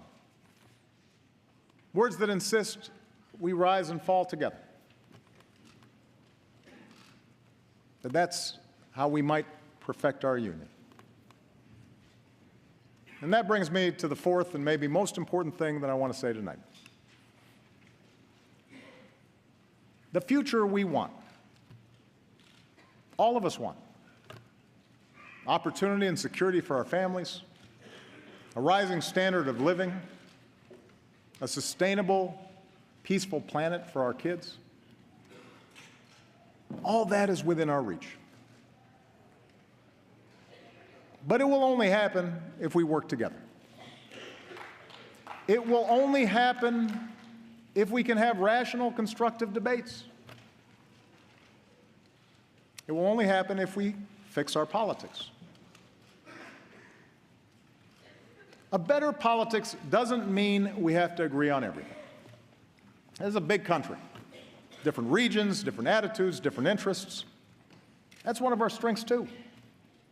Our founders distributed power between states and branches of government and expected us to argue, just as they did, fiercely, over the size and shape of government, over commerce and foreign relations, over the meaning of liberty and the imperatives of security. But democracy does require basic bonds of trust between its citizens. It doesn't work if we think the people who disagree with us are all motivated by malice. It doesn't work if we think that our political opponents are unpatriotic or are trying to weaken America. Democracy grinds to a halt without a willingness to compromise, or when even basic facts are contested, or when we listen only to those who agree with us. Our public life withers when only the most extreme voices get all the attention. And most of all, democracy breaks down when the average person feels their voice doesn't matter, that the system is rigged in favor of the rich or the powerful or some special interest. Too many Americans feel that way right now. It's one of the few regrets of my presidency that the rancor and suspicion between the parties has gotten worse instead of better. I have no doubt a president with the gifts of Lincoln or Roosevelt might have better bridged the divide. And I guarantee I'll keep trying to be better so long as I hold this office. But my fellow Americans, this cannot be my task or any president's alone. There are a whole lot of folks in this chamber, good people, who would like to see more cooperation, would like to see a more elevated debate in Washington, but feel trapped by the imperatives of getting elected, by the noise coming out of your base. I know, you've told me. It's the worst kept secret in Washington. And a lot of you aren't enjoying being trapped in that kind of rancor. But that means if we want a better politics, and I'm addressing the American people now, if we want a better politics, it's not enough just to change a congressman or change a senator or even change a president. We have to change the system to reflect our better selves. I think we've got to end the practice of drawing our congressional districts so that politicians can pick their voters and not the other way around. Let a bipartisan group do it.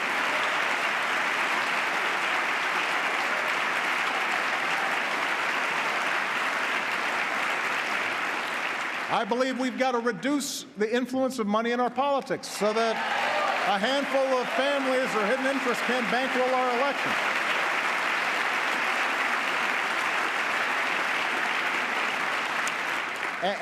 And if our existing approach to campaign finance reform can't pass muster in the courts, we need to work together to find a real solution, because it's a problem.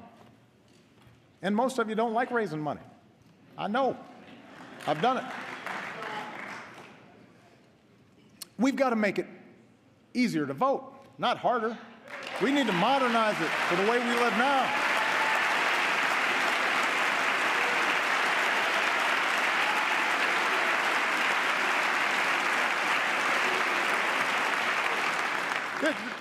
This is America. We want to make it easier for people to participate. And over the course of this year, I intend to travel the country to push for reforms that do just that. But I can't do these things on my own.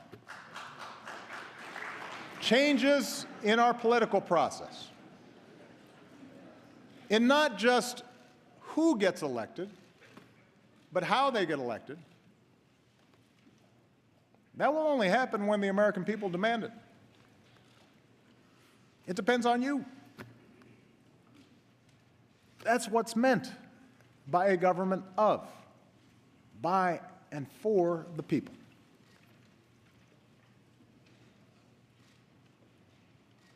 What I'm suggesting is hard. It's a lot easier to be cynical, to accept that change is not possible. And politics is hopeless. And the problem is, all the folks who are elected don't care. And to believe that our voices and our actions don't matter. But if we give up now, then we forsake a better future. Those with money and power will gain greater control over the decisions that could send a young soldier to war, or allow another economic disaster, or roll back the equal rights and voting rights that generations of Americans have fought, even died to secure. And then, as frustration grows, there will be voices urging us to fall back into our respective tribes, to scapegoat fellow citizens who don't look like us, or pray like us, or vote like we do, or share the same background. We can't afford to go down that path. It won't deliver the economy we want. It will not produce the security we want. But most of all, it contradicts everything that makes us the envy of the world. So, my fellow Americans, whatever you may believe, whether you prefer one party or no party, whether you supported my agenda or fought as hard as you could against it, our collective futures depends on your willingness to uphold your duties as a citizen, to vote, to speak out, to stand up for others, especially the weak, especially the vulnerable, knowing that each of us is only here because somebody, somewhere, stood up for us.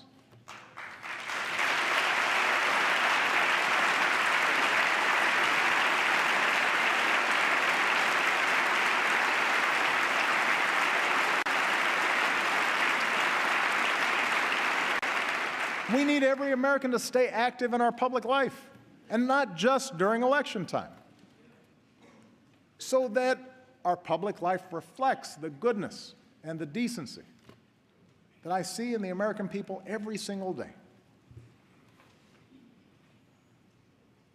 It is not easy. Our brand of democracy is hard. But I can promise that a little over a year from now, when I no longer hold this office, I will be right there with you as a citizen, inspired by those voices of fairness and vision, of grit and good humor and kindness that have helped America travel so far. Voices that help us see ourselves not first and foremost as black or white or Asian or Latino, not as gay or straight, immigrant or native born, not Democrat or Republican, but as Americans first, bound by a common creed. Voices Dr. King believed would have the final word. Voices of unarmed truth and unconditional love. And they're out there, those voices. They don't get a lot of attention. They don't seek a lot of fanfare. But they're busy doing the work this country needs doing. I see them everywhere I travel in this incredible country of ours. I see you, the American people. And in your daily acts of citizenship, I see our future unfolding. I see it in the worker on the assembly line who clocked extra shifts to keep his company open, and the boss who pays him higher wages instead of laying him off. I see it in the dreamer who stays up late at night to finish her science project, and the teacher who comes in early, maybe with some extra supplies that she bought because she knows that that young girl might someday cure a disease. I see it in the American who served his time, made bad mistakes as a child, but now is dreaming of starting over. And I see it in the business owner who gives them that second chance. The protester determined to prove that justice matters. And the young cop walking the beat, treating everybody with respect, doing the brave, quiet work of keeping us safe. I see it in the soldier who gives almost everything to save his brothers. The nurse who tends to him till he can run a marathon. The community that lines up to cheer him on. It's the son who finds the courage to come out as who he is.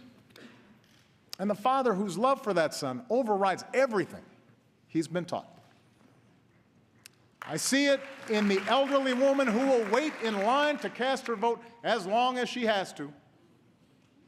The new citizen who casts his vote for the first time. The volunteers at the polls who believe every vote should count. Because each of them, in different ways, know how much that precious right is worth. That's the America I know. That's the country we love. Clear-eyed, big-hearted, undaunted by challenge, optimistic that unarmed truth and unconditional love will have the final word. That's what makes me so hopeful about our future. I believe in change because I believe in you, the American people.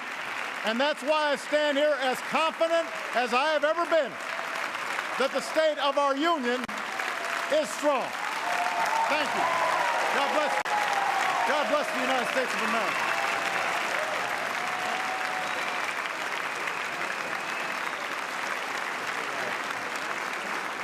And that ends President Obama's final State of the Union address.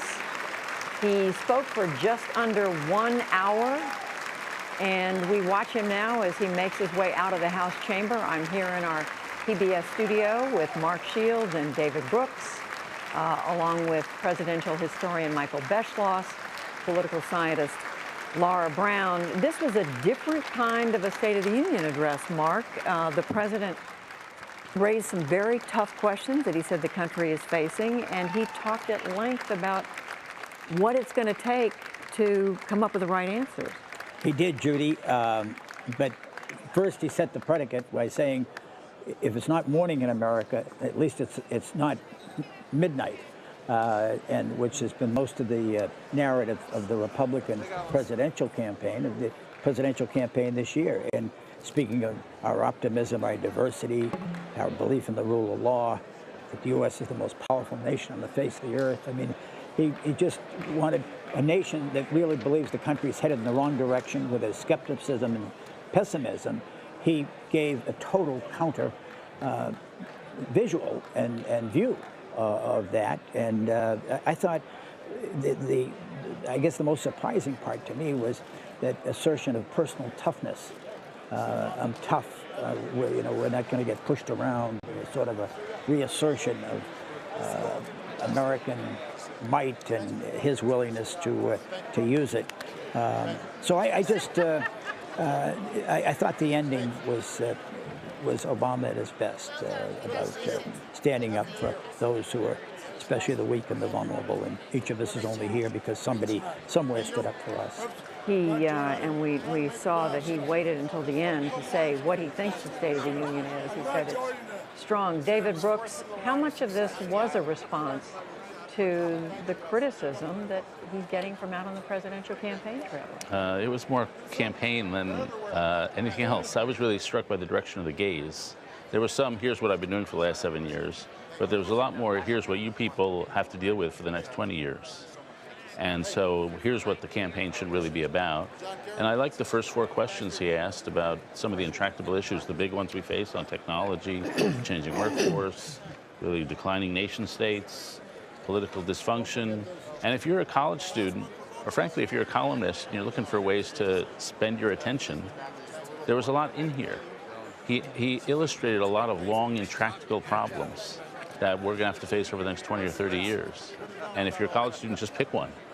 There was a little tristesse in that, or sadness, shouldn't be too pretentious, in that I think he probably wanted to address a lot more of these problems 7 years ago.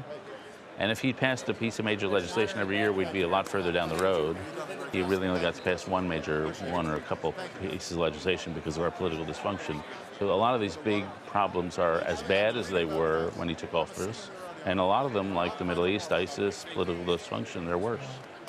Michael Beschloss, we heard, I think one of you said as we were listening, a little chest thumping here. He talked about the successes his administration has had dealing with the war on terrorism, getting Osama bin Laden. But there was that remarkable statement of regret, I thought, at the end when he said, the great regret of my presidency is not bringing the two parties together. I thought that was so poignant because Barack Obama is a guy, as we know, who came to public attention in 2004, Democratic Convention in Boston, where he gave that speech saying, there's not a red America or a blue America, we're all on the same side. And here you have him 12 years later, after 7 years as president, saying, I tried, but I have not been able to bridge the divide. It sort of reminded me of the last State of the Union, I guess it probably would, that Lyndon Johnson gave in 1969 at the very end, just a few days before Johnson left. He gave his speech, and believe it or not, Republicans and Democrats from the well of the House saying "Auld Lang Syne." I don't think that's going to happen this year, or if Barack Obama comes back to give another farewell address. And this was so close to his heart, so at the center of his political identity, for him to say essentially, I wasn't able to do it, it's poignant.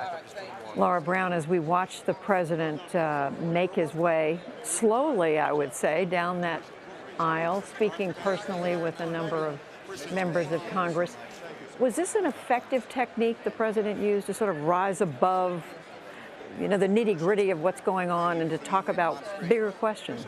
Well, I mean, I think it was a really interesting speech in the sense that he was pushing back on the Republican narrative that has been out there and on the campaign trail for many months. He was also trying to look further down the road, but I also saw some of this as being a little bit of resignation that almost he can't come to the Congress with another list of proposals. Ronald Reagan in 1988 basically said, we're not finished yet. I'm here to tell you to put on your work shoes because we still have things to do. And I think it is a little something about the state of our country that the president doesn't feel he can deliver a list of proposals, have them received with at least an open mind to start to continue this work that he sees as being so much a part of our future. He did start out the speech, Mark Shields, saying, yes, there still are things that I want to accomplish, and he mentioned criminal justice reform, he mentioned immigration, he talked about gun violence, so there still are things on the list, but he was really trying to get away from the specifics, I thought, tonight. Yes, no, he did not. He did not. I mean, ordinarily, in most State of the Union addresses, it begins months earlier, and every agency, every cabinet is trying to get its line in, its program endorsed, its catchy phrase inserted, and that was certainly not the case with this president. There was a certain irony. The president spoke about money in politics and its pernicious influence and pervasive influence. Of course, in 2008, Barack Obama became the first presidential nominee since Richard Nixon to reject spending limits and to reject public financing because he could outraise, as he did, John McCain 2-1. Ronald Reagan had run under socialized campaign spending, as had Jerry Ford and both Bushes, and that really ended any hope of public financing at presidential elections. But I mean, I think the case he makes tonight is an important one, and I think it's a convincing one. But there's an irony that here he is making it 7 years after. I think it also is a case against the super PACs, which really did rise in the last few years, and this handful of a number of families that are literally supporting the vast majority New York Times, of the campaign. That's right. Yep. That's right. David, how much at this stage in the presidency, with a year to go, how much does a speech like this really matter? I mean, who's listening? What different? We saw Paul Ryan, the Speaker of the House, hardly applaud, even when the president was saying things that one assumes both parties can agree on, that we want America to be strong, we want the economy to be strong. You still see that push and pull. Yeah, if he had the country's attention, he wanted them to go out and march on one or two things. I have trouble thinking of what those would be. I'm mostly struck by the intractability of the problems he mentioned. I mean, the technological transformation of the economy is just this big, gigantically complex, intractable problem.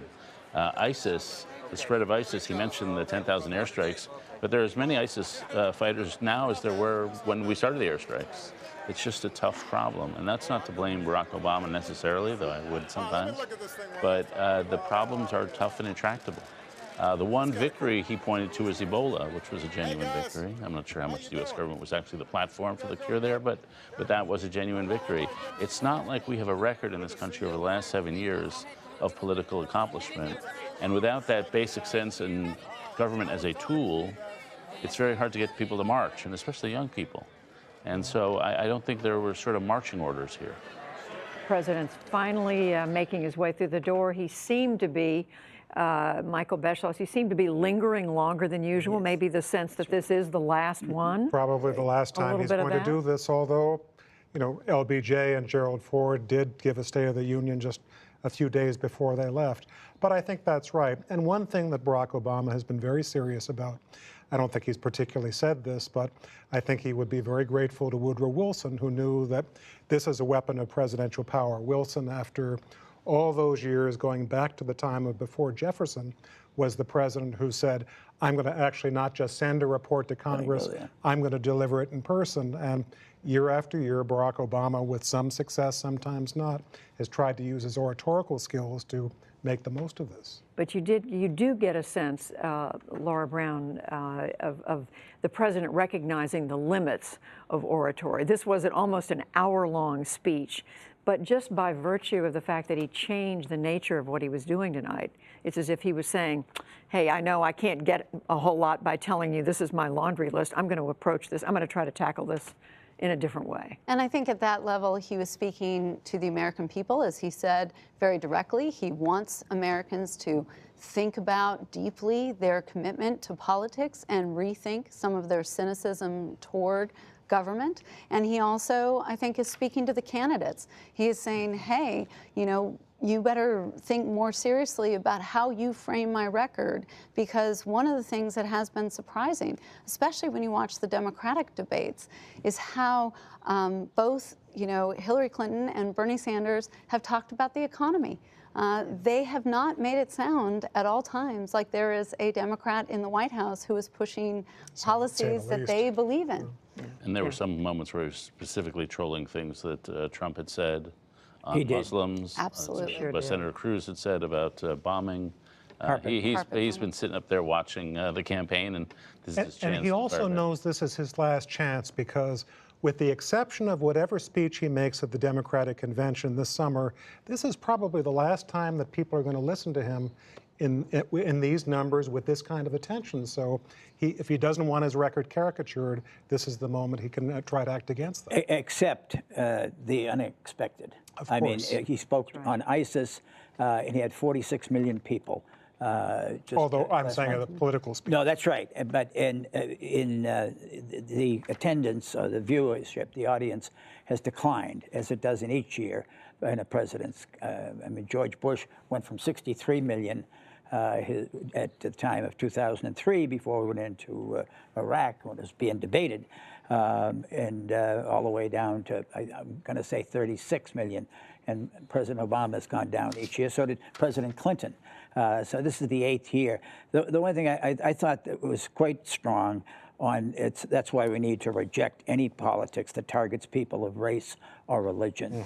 I mean, there was no question that he celebrated our diversity as a strength. Yes. And that is not a theme that has been overly. Don't you think you could have gone a little stronger on some of the police shootings and some of the? Yeah. There are some issues. There was a kind of an oblique reference. Yeah, oblique, but I expected a little more on that, even a little more on the gun stuff.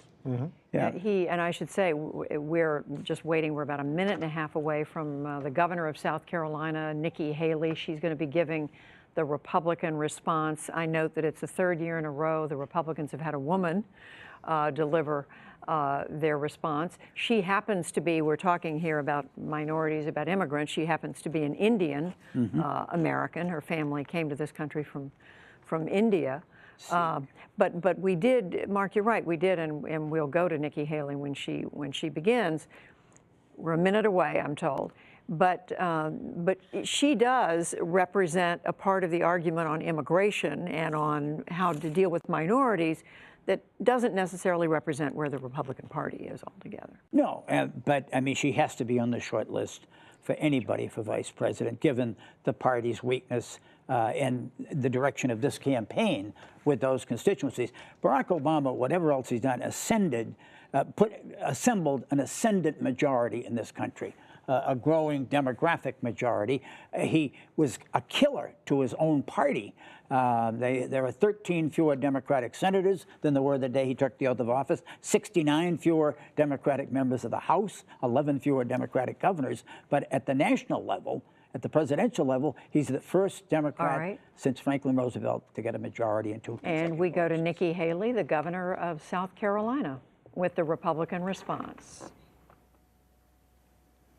Good evening. I'm Nikki Haley, governor of the great state of South Carolina.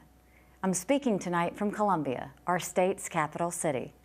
Much like America as a whole, our state has a rich and complicated history, one that proves the idea that each day can be better than the last. In just a minute, I'm going to talk about a vision of a brighter American future. But first, I want to say a few words about President Obama, who just gave his final State of the Union address. Barack Obama's election as president 7 years ago broke historic barriers and inspired millions of Americans. As he did when he first ran for office, tonight President Obama spoke eloquently about grand things. He's at his best when he does that. Unfortunately, the president's record has often fallen far short of his soaring words. As he enters his final year in office, many Americans are still feeling the squeeze of an economy too weak to raise income levels. We're feeling a crushing national debt, a health care plan that has made insurance less affordable and doctors less available, and chaotic unrest in many of our cities. Even worse, we are facing the most dangerous terrorist threat our nation has seen since September 11th. And this president appears unwilling or unable to deal with it. Soon the Obama presidency will end, and America will have the chance to turn in a new direction. That direction is what I want to talk about tonight. At the outset, I'll say this. You've paid attention to what has been happening in Washington, and you're not naive. Neither am I. I see what you see, and many of your frustrations are my frustrations. A frustration with a government that has grown day after day, year after year, yet doesn't serve us any better. A frustration with the same endless conversations we hear over and over again. A frustration with promises made and never kept. We need to be honest with each other and with ourselves. While Democrats in Washington bear much responsibility for the problems facing America today, they do not bear it alone. There is more than enough blame to go around. We as Republicans need to own that truth. We need to recognize our contributions to the erosion of the public trust in America's leadership. We need to accept that we've played a role in how and why our government is broken. And then we need to fix it. The foundation that has made America that last best hope on earth hasn't gone anywhere. It still exists. It's up to us to return to it. For me, that starts right where it always has. I am the proud daughter of Indian immigrants who reminded my brothers, my sister, and me every day how blessed we were to live in this country. Growing up in the rural South, my family didn't look like our neighbors, and we didn't have much. There were times that were tough, but we had each other, and we had the opportunity to do anything, to be anything, as long as we were willing to work for it. My story is really not much different from millions of other Americans. Immigrants have been coming to our shores for generations to live the dream that is America. They wanted better for their children than for themselves. That remains the dream of all of us. And in this country, we have seen time and again that that dream is achievable. Today, we live in a time of threats like few others in recent memory. During anxious times, it can be tempting to follow the siren call of the angriest voices. We must resist that temptation. No one who is willing to work hard, abide by our laws, and love our traditions should ever feel unwelcome in this country. At the same time, that does not mean we just flat out open our borders. We can't do that. We cannot continue to allow immigrants to come here illegally. And in this age of terrorism, we must not let in refugees whose intentions cannot be determined. We must fix our broken immigration system. That means stopping illegal immigration, and it means welcoming properly vetted legal immigrants, regardless of their race or religion, just like we have for centuries.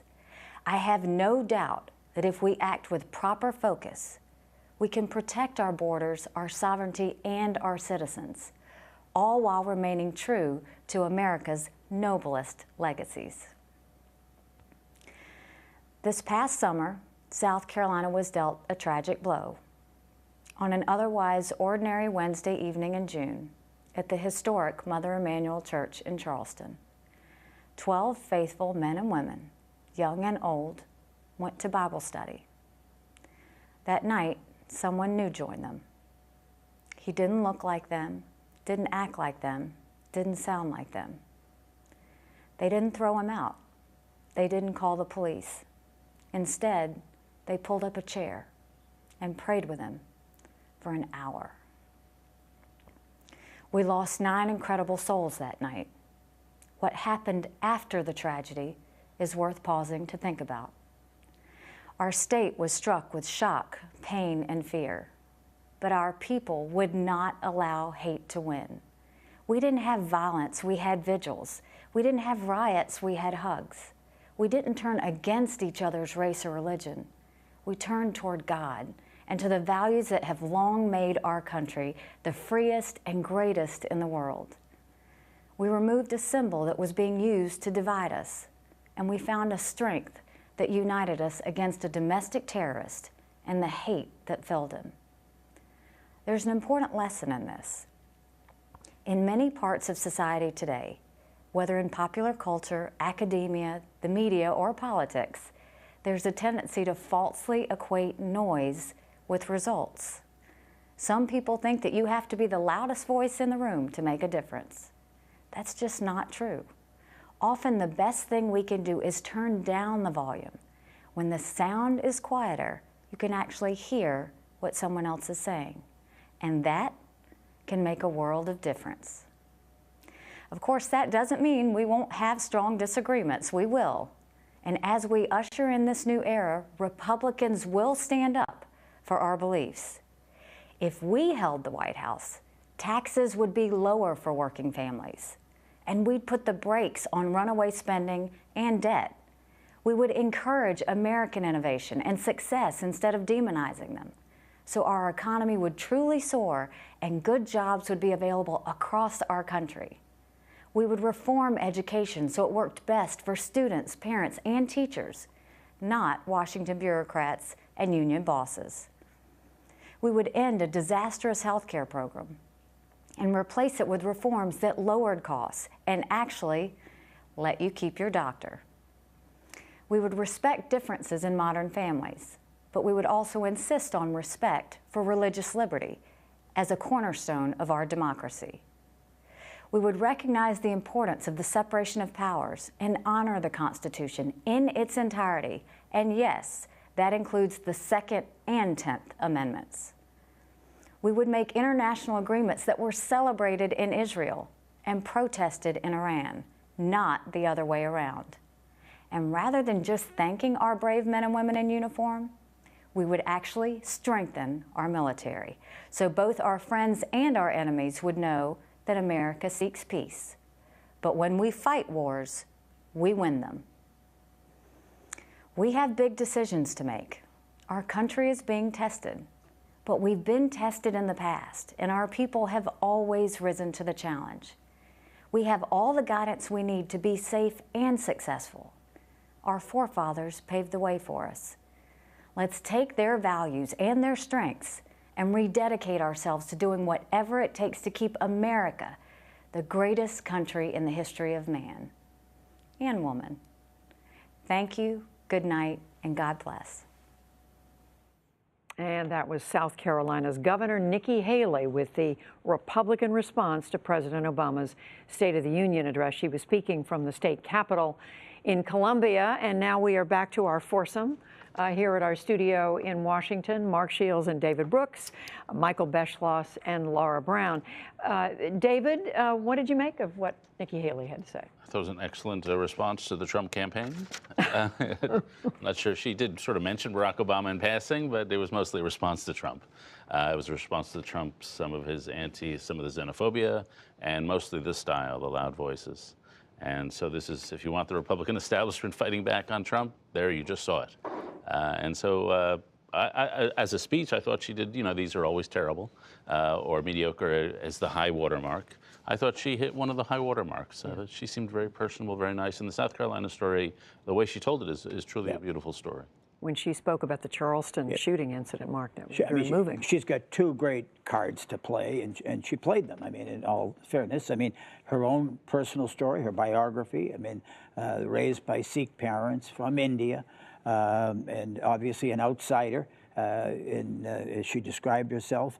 And then, of course, the Charleston tragedy, her response to it. She then did a 180 and turned on the Confederate flag and led the lowering of the Confederate flag in South Carolina. But David's right, I think. I agree with David anyway, so he must be right, that we remember the disasters in these speeches. We remember Bobby Jindal as Kenneth the Page. I remember that rather bizarre performance, and Marco Rubio going for the Poland Spring vote. But I thought that she was good. I mean, she was accomplished. I thought she was appealing. She was articulate. It didn't appear that she was there, maybe because she's a governor, as the affirmative action program. But as David said, Michael Beschloss, these are always tough. Doing this, the response from the other party after the president has had a big crowd of people, not all of them applauding, but a lot of them applauding, to speak by yourself. Right. As Bob Dole found in 1996 when he responded to Bill Clinton's speech, in which Clinton sort of cut the ground under from Republicans, saying the era of big government is over. Clinton, of course, knew that there is a future for people who do that, because he was one of those who responded to one of Ronald Reagan's State of the Unions in the 1980s. Laura Brown, as David also said, he said a response to Donald Trump, but also the Republican Party showing, the women in the party, that this is something that the party has to confront this year, is the women's vote. And right now, they're not doing as well as the Democrats are. Well, and there's no doubt. I mean, as you mentioned, this is the third woman that they have chosen 3 years in a row. They are making a play to say that we, as Republicans, are diverse. We do have a claim to that. And I think that's a very interesting position. It was part of the Republicans' kind of analysis of what went wrong in 2012. They very much said they needed to appeal more to women and minorities, and certainly by all of their public appearances, they have been making those overtures.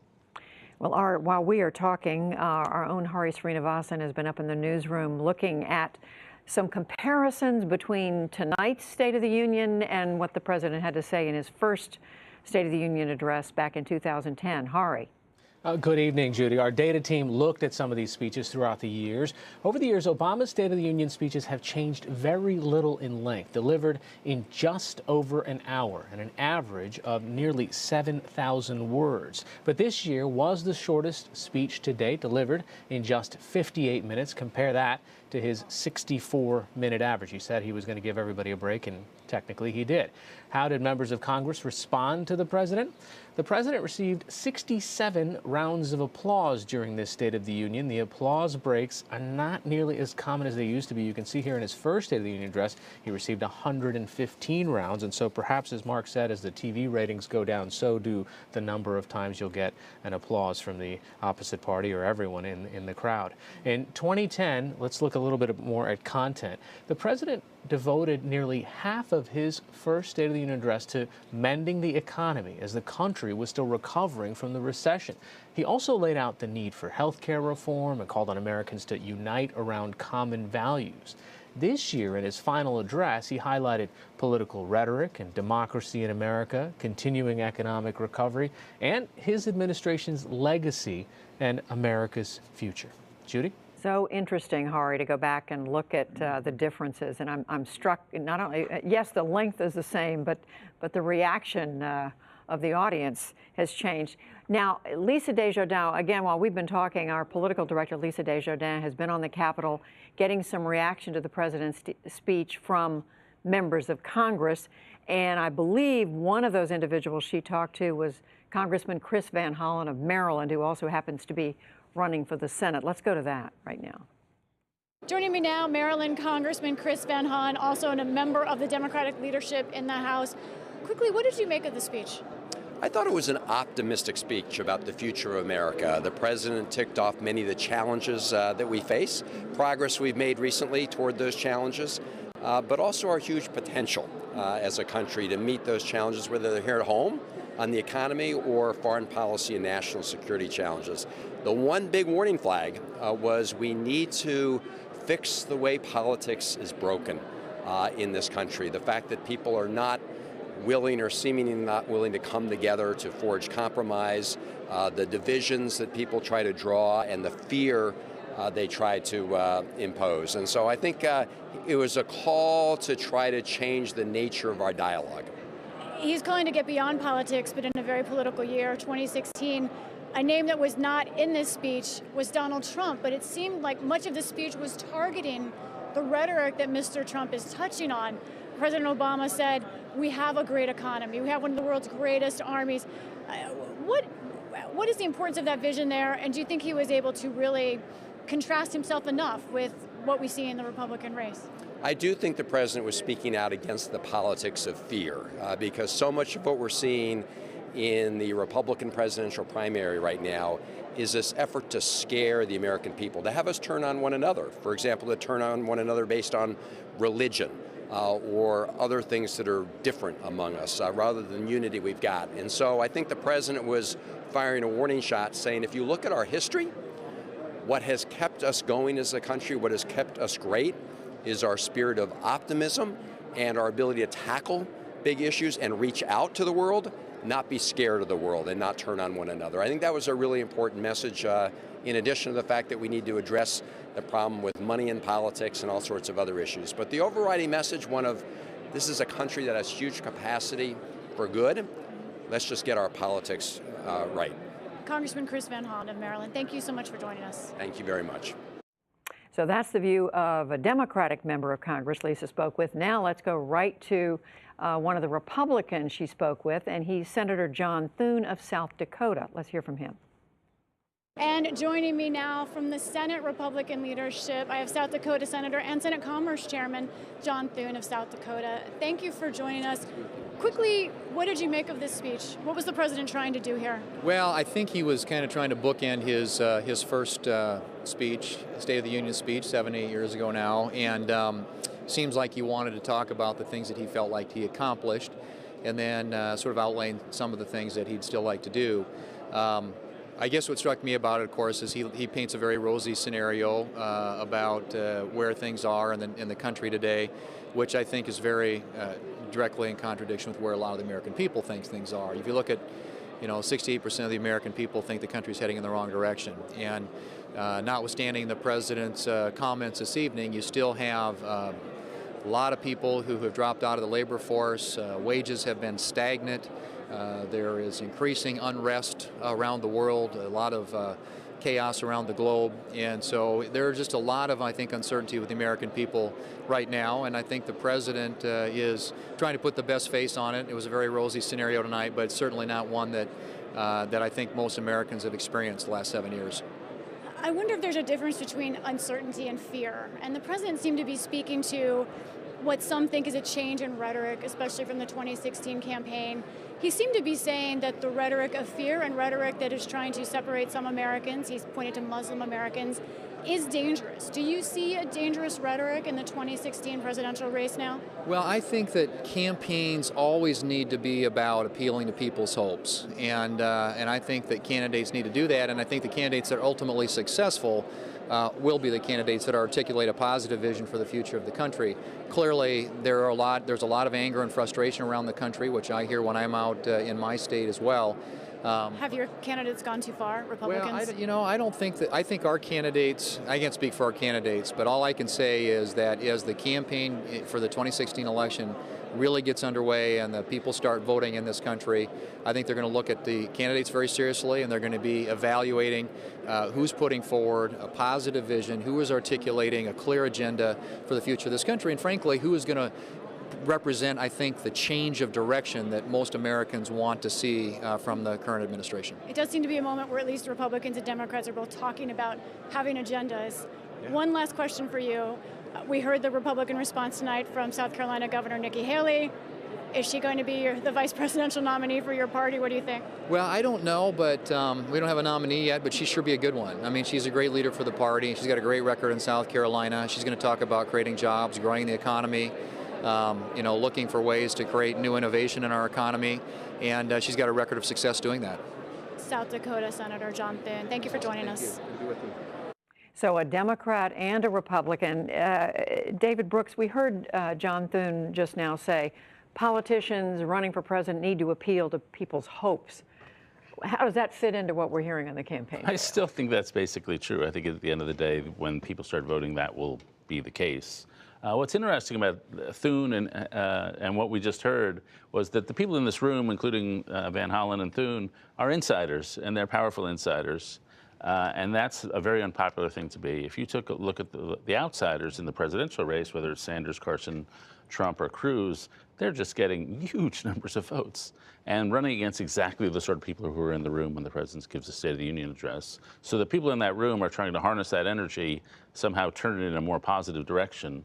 Whether that's possible is one of the big stories of the year or whether the outsiders, and Sanders has had a very good week in the polls, Trump and Cruz have had lasting good weeks. Maybe it's just not possible for those insiders to turn that energy around. Maybe they are considered the problem by just a significant number of voters. It is interesting, Mark, how we differentiate between insiders and outsiders. I mean, two of those outsider candidates we saw sitting there listening to the president tonight. Well, wait a minute. I don't know if we saw Ted Cruz. No, Ted Cruz was not there. But we saw Bernie Sanders, who's inside outside. Right. He really is. I mean, he's very versatile. But Nikki Haley told about the siren call of angry voices, and John Thune speaking to hopes and rather than fear. To me, yes, they are insiders. But unlike Donald Trump or Ben Carson, they've won elections. And they've won, in many cases, difficult elections. So I think they speak not just as some sort of misplaced idealism. I think there really is a practicality to it. I mean, Ronald Reagan, Bill Clinton, Barack Obama, George W. Bush all won the presidency as optimists. And appealing. I mean, if American optimism is over, and surveys certainly suggest that we're in a period of skepticism and pessimism, then maybe Trump is leading the way, or Cruz. As a Nixon, I mean, I don't know if the historians can tell us whether Nixon ran as a pessimist or as an optimist. Well, Nixon once said to one of his aides, people are motivated by fear, not love. This is a direct quote. They do not teach you that in Sunday school, but it's true. That's not something he would have said in a campaign speech, but there was that thread throughout his presidency and in his political personality. At the other end of the spectrum, Ronald Reagan, who in his last speech, the Republican convention of 1992, said, I hope it will be said of me as president that I appealed to your best hopes, not your worst fears. But that does represent a good bit of what we're hearing on the campaign trail. I mean, certainly from Donald Trump, from Ted Cruz. It's not a great year for best hopes. Who's emphasizing the worst the worst fears that Americans have to face. Well, I mean, I think some of this is reflected in some of the polling that's coming out. One of the more striking facts to me that was in the Pew Research study Beyond Distrust, which came out at the end of November, they actually talked about the fact that 2/3 of Americans believe that their side is losing no matter what side they're on. So there is an aspect of politics where there has been so much of the communication of fear. I think, fear that this person is going to get in to office. We need to raise money. You need to vote for this person. There's so much fear-mongering to motivate that, unfortunately, I think people have finally said, maybe this is all it is. Maybe we are losing all the time. And that was something, David, we heard the president try to counter tonight. Well, he is I mean, as Mark has said this on the program many times, that he represents the party of government. And you've got to use government to affect social change. And frankly, not to blame him necessarily, but the government has not affected a lot of positive social change because it hasn't been able to get stuff done. And that's at the core of the current cynicism, whether it's on the Bernie Sanders side or on the Donald Trump side. And, let me just add, I think this is where it was very interesting because the president was also trying to make the argument, stop voting for outsiders. It's not necessarily who you elect, it's our process itself and how we view it. So he's really calling for a change of heart from the public about politics. In defense of Richard Nixon, a phrase that I never thought I'd live to We may not hear those words out of your mouth. In 1968, unlike 2016, America suffered a national nervous breakdown. I mean, we had 118 cities go up in flames after Martin Luther King was assassinated. We had 104 campuses taken over. We had a Democratic convention. We had Robert Kennedy assassinated. We had a war where we were losing literally thousands of Americans every 2 weeks. I mean, that in Vietnam, with 500,000 Americans there. I mean, so the government did rescue the United States automobile industry. And that's a great success story. And that's why Barack Obama carried Ohio in 2012 against Mitt Romney, who opposed it. On that note, we are going to go back to Hari in the newsroom because he's been looking at some reaction to the president's speech on social media. Hari. You know, Facebook came out with a list of what has been sort of trending and what's been resonating as the speech was happening. So we wanted to take a look at that. And that list right now, the #1 issue is Iran. #2 was Islam and Muslims. #3 is ISIS.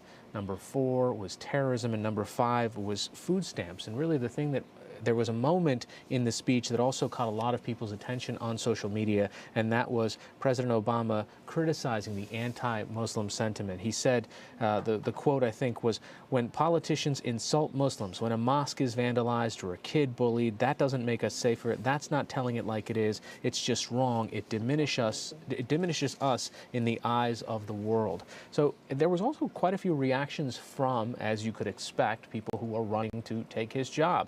Jeb Bush was tweeting out, "They're not just killers and fanatics, they're radical Islamic terrorists, still can't call them by the name." And Governor Mike Huckabee was saying, "Quit apologizing for the evil forces of radical Islam and start protecting Americans." This is definitely one of those events. Certainly these people have a stake in it, but it's a second screen experience where even at some point Dr. Rand Paul says, you know, I just yelled out, you know, you're a lie. You're lying really loud, so good thing I'm not there. So, I mean, this is one of those moments where people are interacting with the speech and they're sharing all this information with their friends and their followers. Judy? Yeah, Hari, thank you for bringing that, because you know, I know from talking to people at the White House today, they were very conscious of the fact that, yes, the president's giving a speech, but it's every bit as important that we get the message out in social media at the same time. So these reactions on Twitter and Facebook and the rest of it all matter. Well, we've actually been doing research on this in our school, at the Graduate School of Political Management. It's called our Peoria Project, and we've been looking at this. And one of the things that is true is that the Republicans have generally been getting larger social media followings and retweets when they are actually trolling the Democratic debates. So in fact, trolling is now really the way you engage your supporters. For some people who remind everybody what trolling is, because there are some out there who don't do like this. loitering. We know what a troll is, but it may not necessarily. I mean, basically what we're seeing is exactly what you saw tonight, that these Republican candidates are sort of commenting in critical ways to the president's speech as it is happening, and they are essentially ginning up their supporters to be engaged with their side. Michael, what would Richard Nixon have done with these trolls? I think he probably would have liked to do it himself, but he would not like to have been caught as the one who was. We could do it, but it would be wrong. It would be wrong. Yeah, ghost troll. Right, exactly. Well, just in these last few minutes, let's talk about what the president accomplished tonight. I mean, what is going to linger from this? Is there going to be, is anything going to change as a result of this speech, David? Not all that much, but out of our conversation, I'm really struck by this question: is it 1968? And it's obviously, as Mark described it, there's not a lot of immediate, those big headline crises there were in 1968, but there are a lot of long and tractable problems that the president talked about. And they've had a somewhat similar effect on the national morale. And that does open the door for a Ted Cruz or a Donald Trump or a Bernie Sanders, the candidates who are not hopeful, who are angrier, and who will have a darker emotional tone. I don't know if that's the case. I still think a hopeful candidate will win, but the 68-like features of our current moment are not to be discounted. Mark, what do you think? Yeah, I just don't think President Johnson in 1968 or any leader could have made a speech like President Obama could tonight with a litany of achievements and celebrate the accomplishments and sort of let's look at the bright side. You know, although I mean there certainly were accomplishments. What Lyndon Johnson did on civil rights stands as an historic achievement and active leadership. But what about lingering effects of tonight? Oh, lingering effects tonight, Judy. I think I'll turn to David, to Michael and Laura for confirmation or contradiction. The only speech that I can remember that was memorable, a State of the Union, was Franklin Roosevelt's Four Freedoms in 1941. And I don't think, I mean, Jerry Ford gave the most honest one when he said the State of the Union is not good in 1975, and he got in political trouble for it. And it was easy for him because he had only been in office for 4 or 5 months. Yeah. But on David's point, you know, hope, the power of anger and fear, 1968, at one point, George Wallace was running 25%. That's how angry people were. And Barack Obama, I think, do you remember when Bill Clinton in 1995, after losing Congress, was asked at a press conference, "Are you relevant?" And he gave an elaborate case, "I am." yeah. That's sort of the subtitle for tonight. This is the president saying, my record is relevant, and particularly you Democrats better pay attention. Just in 30 seconds, Laura. Yes, I mean, I would agree that he is making a case for how historians should look at his presidency, his tenure. He's also really, I think, beating back against the campaign rhetoric. And the most striking thing to me about both speeches, he and the response from Nikki Haley, is that in some ways the parties are coming together against Trump. Huh. That's right. We didn't hear any resounding endorsements of Donald Trump. We will continue to watch. I want to thank all of you, Michael Beschloss, Laura Brown, our regulars Mark Shields and David Brooks. Thank you for being here with us on the State of the Union night. That does wrap up our special coverage of President Obama's final State of the Union. I'm Judy Woodruff. And a personal note, Gwen Ifill is away this week. She'll be back next week. We'll see you online and tomorrow at our regular NewsHour time. For all of us here at the PBS NewsHour, thank you and good night. This program was made possible in part by viewers like you. Thank you.